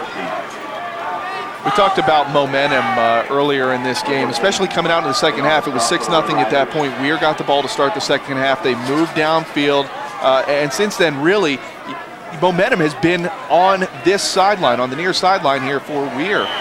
The momentum, the atmosphere, the determination, they've really had it all going tonight. And the defense. The defense especially. The defense. I mean, Smith is the story. He's the headline guy. He'll be the guy that you'll see in your papers tomorrow running into the end zone. But the defense has really been there tonight for Weir. And Weir has been trying all night long, rather Bluefield's been trying all night long to get the ball to Page, and there he makes a catch.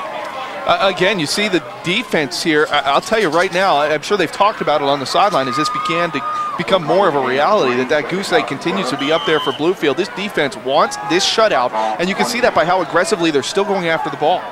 Well, Weir, no team has outscored them in the second half this season. Wow. So they got the wake-up call at halftime.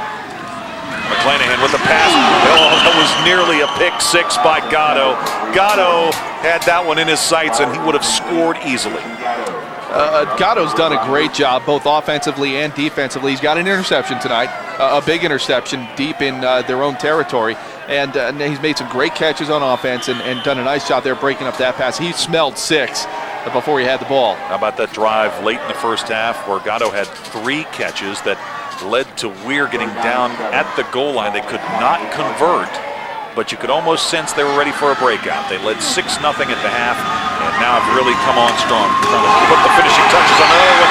Ball is dropped, picked up by Lyons. He's going to take it to the house for another Weir touchdown. Another defensive touchdown scored by the Red Riders. You talk about defense coming up to play here, and again, they really want this game badly still at this point to keep going, to keep that goose egg up there. Corey Lyons right all over that play. Take another look at this one. Corey Lyons coming in from the right side. Yeah, look what I found. And that's not good enough. He picks it up and he's gone. Corey Lyons showing some speed there, getting into the end zone. Nice job by Weir all around. You can say this has been an all-around domination. Weir has scored 2 defensive touchdowns in the last 18 seconds. Wow. 2-point conversion try coming. Smith put it in on the sweep to the left the last time. This time they'll go right. And he will be stopped shy of the goal line. So, with Weir leading 40-0 over Bluefield, we'll step away from Wheeling Island Stadium for a moment. Weir getting ready to put their name on the state championship trophy. We're coming back in a moment. An accurate weather forecast can save your life. Storm Tracker 13 is the only station to give you 4 live Doppler radars. Storm Tracker 13 has the most sophisticated weather lab in the area. Now this commitment has resulted in Weather Rate, an independent forecast accuracy ranking service, naming Spencer Atkins and the Storm Tracker 13 weather team the most accurate in the Charleston-Huntington area. Depend on Weather Rate's most accurate forecast. Spencer Atkins and the Storm Tracker 13 weather team. Who's here? Mom, Dad! Coming through! Charter high-speed internet, it's just what I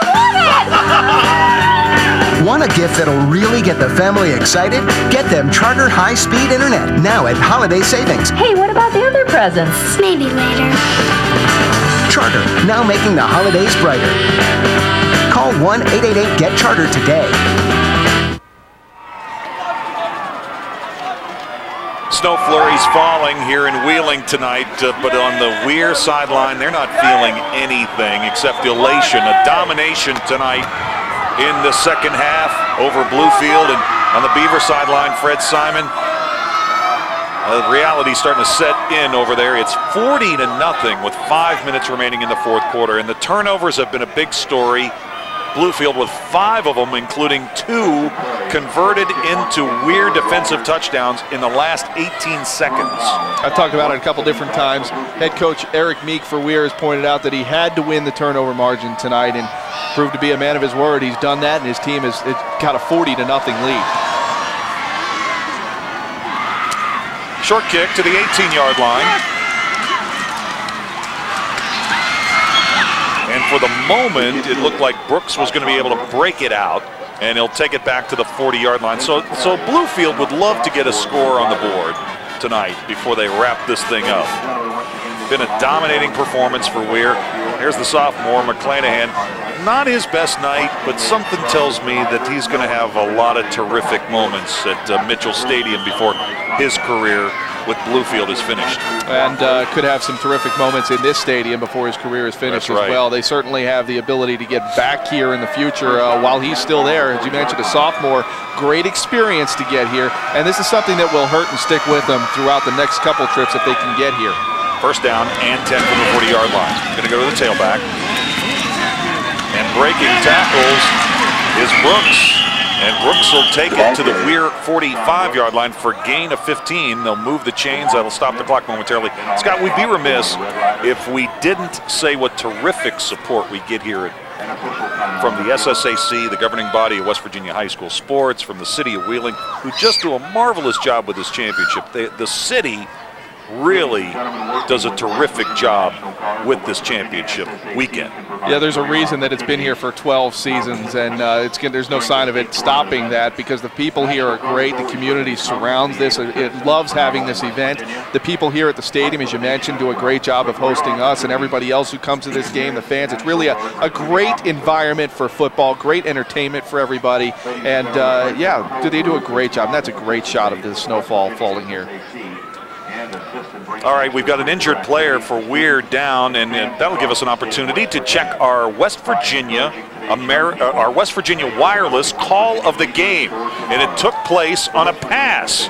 Smith had the big runs for the touchdowns, but here Sperlaza finds him in the back of the end zone. Good call. Absolutely great call because they had run the ball the couple plays before that. They did a play fake, as you saw at the beginning of that play. And then Sperlazza did a great job of buying himself time, rolling out, letting Smith settle in the corner of the end zone, and he hit him there. That was a great call of the game, and that was a big touchdown, too, at that point. So Sperlazza making the decision not to run, but rather to throw to his best friend tonight, Mr. Smith. That is our West Virginia Wireless call of the game. Snow is picking up, and that's sending some of the folks to the exits trying to get off the island. But the Weir fans, they don't want to leave. And they shouldn't. I think it makes for a perfect picture-perfect time to have this game go down. And if it stays like this makes for some memorable pictures of getting your championship trophy, winning it. And, I mean, hats off to Weir. They've done a great job. They really have. They've had a terrific season, and they're wrapping it up right now. And we're going to have a big day tomorrow. We've got 2 more games tomorrow coming in the West Virginia High School Football Championship. We'll detail that in a moment. 1st and 10 from the 45. Alan Carter. You know, Bluefield had a tough night. But Alan Carter put the smack down on some people tonight. He's impressive. He is your prototypical fullback. He takes the ball, goes right up the gut, takes a few hits, and gets that weight going forward. He'll move for a good 5 yards per carry. He will not break one. He will take you 5 yards at a time, and he'll make you pay the price every single time. He is large and in charge. 5 yards, 2nd down and 5 from the 40. Nowhere to go that time for Sean Brooks. You know, we know that the coverage of the West Virginia Super 6 is on a variety of media outlets, so let's go ahead and talk about that just a little bit. Tomorrow's games on Charter Cable, the AAA game at noon is live. And tomorrow night, the A Championship game comes along at 9 p.m.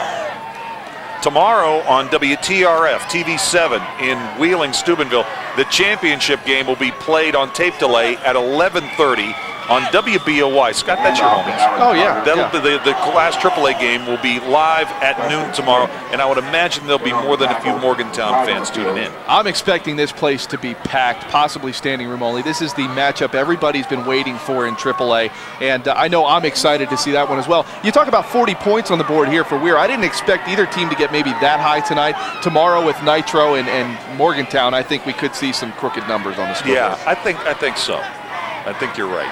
And let's not sell the Class Single A game short tomorrow night. Not at all. I mean, that can Williamstown cap an undefeated season with a championship? You know they didn't want to play Wheeling Central.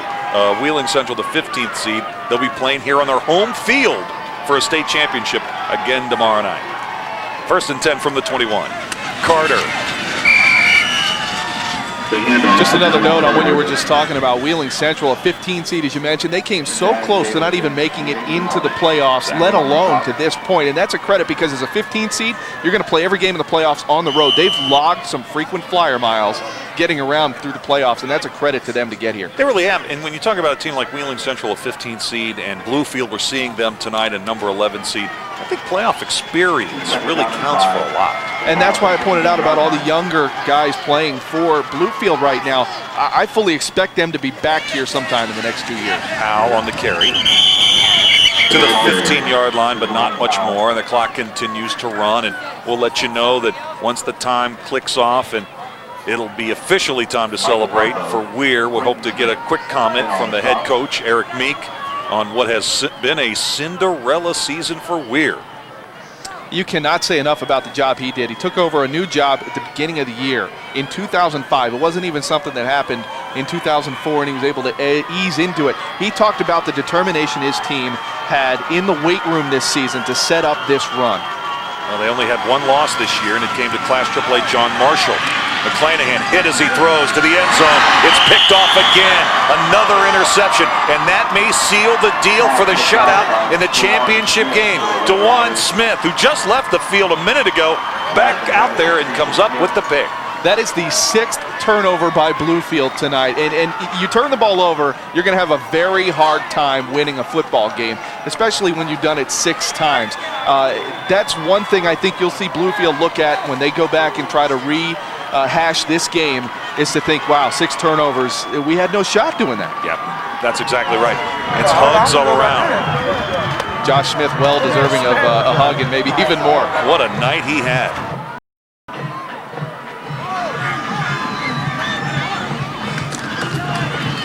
Final couple of plays. I can't imagine that Bluefield is going to call any timeouts in this situation. And Scott, you know, you got a couple of exceptions, and you always do in any state championship game. But for the seniors who are playing in this game, this is the last time they're going to play a competitive football game in their lives. And they may not know it now, but they will be surprised decades from now how many times they will reference this game.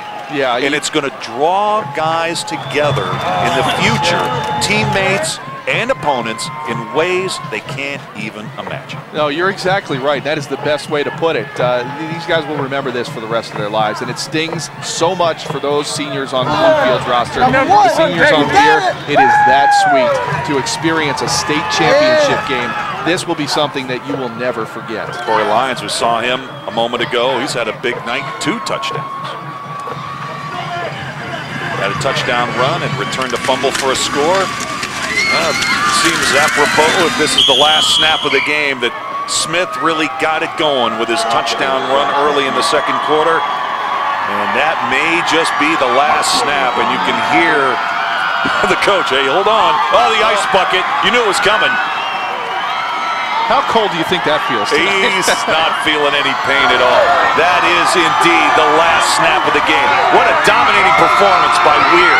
They are your West Virginia Class AA champs, and they do it in style. They shut out the Bluefield Beavers in the final, winning 40-0. Can't say enough about the job they did tonight, the preparation that went into this. They were clearly prepared for everything Bluefield would throw at them. The defense ready for anything that came their way. You got to credit Eric Meek and his staff for getting this team ready to play tonight. They wanted it from the beginning. You remember the little altercation, or what looked like one, before the coin toss. That's right. And from that moment, Weir really came out guns a-blazing. 6-0 at the half. They took control of it in the second half. 34 points in the second half. What a run in the playoffs and through to the championship game where they win it. What a way to end the season. A 40-0 score in the final. Just an amazing performance. This was a game in the first half, no question about it. Bluefield had the big time of possession edge early. Weir turned Bluefield back time after time. The Beavers' first 4 possessions tonight ended in Weir territory. Weir got a 36-yard touchdown run from Smith. It was 6-0 at the break, and in the third quarter, it just broke wide open for the Red Riders, and they rolled to an easy 40-0 victory. You take a look at some of the players, you're seeing now the elation on their faces, and this game began, as we mentioned, with some altercations, but sportsmanship so big and so important for kids at this point that they are shaking hands, they are saying good game to each other, and you see the respect from Bluefield too. They know they were beat tonight, and your new state champs in AA. Weird. All right, Jared is standing by with the very happy head coach of the brand new West Virginia Class AA champs from Weir. School and community in a first-class manner. We wanted to win the OVAC. We wanted to become a football family that believes in each other, and hopefully the lessons that these kids have learned this year and throughout their career, they can take the rest of their life. And now, starting tomorrow, them seniors get ready for the biggest game of all, a bigger game than tonight, the game of life. And they're tremendous kids. They deserve to be the champions. Coach, describe this feeling right now for you personally. You got to be on top of the world. It's fantastic. You know, great win, great victory. People were, you know, thanks for hanging in with us. We're going to have some fun tonight. And that checklist you were just talking about, you completed every one of them. How proud are you of these guys right now? Well, I tell you what, it's hard to win a state championship, but, you know, that's the icing on the cake. Congratulations, Coach Meek. All right, guys, there you have it. Coach Meek, 40-0, absolute domination by Weir tonight. All right, Jared, thank you so much. And that's going to wrap up coverage of our first of 3 championship games this weekend from Wheeling Island Stadium. And there you see the hardware. The new champs In Class AA, the Red Riders from Weir, Bluefield, unable to go back-to-back. Weir with a dominating performance. Scott, about a final comment? What really impresses me is the way they came out in the second half. Weir put the pedal to the metal and never let up. You got to wonder what Meek said to his team at halftime, because whatever he said, it worked. And they definitely deserved this state title. They came out when it mattered in the second half, took advantage of turnovers, and they really put it to Bluefield. All right, so for Scott Grayson and Jared Fialco, who had our field story tonight, this is Dave Weekley saying thanks for watching tonight on Charter Communications and around the state of West Virginia. Weir is the new champs in West Virginia Class AA. See you tomorrow.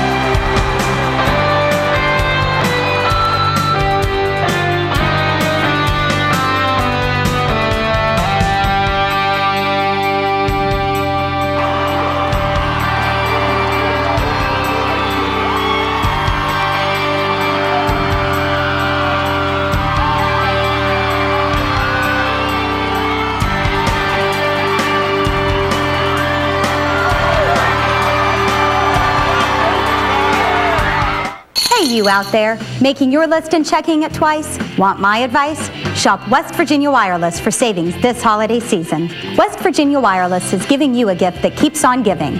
Choose from the best unlimited, nationwide, and family plans, all with more minutes, and we'll give you $5 off every month. Sign up now and get this easy-to-use camera phone with flash.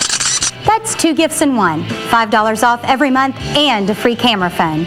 West Virginia Wireless, local name, nationwide coverage.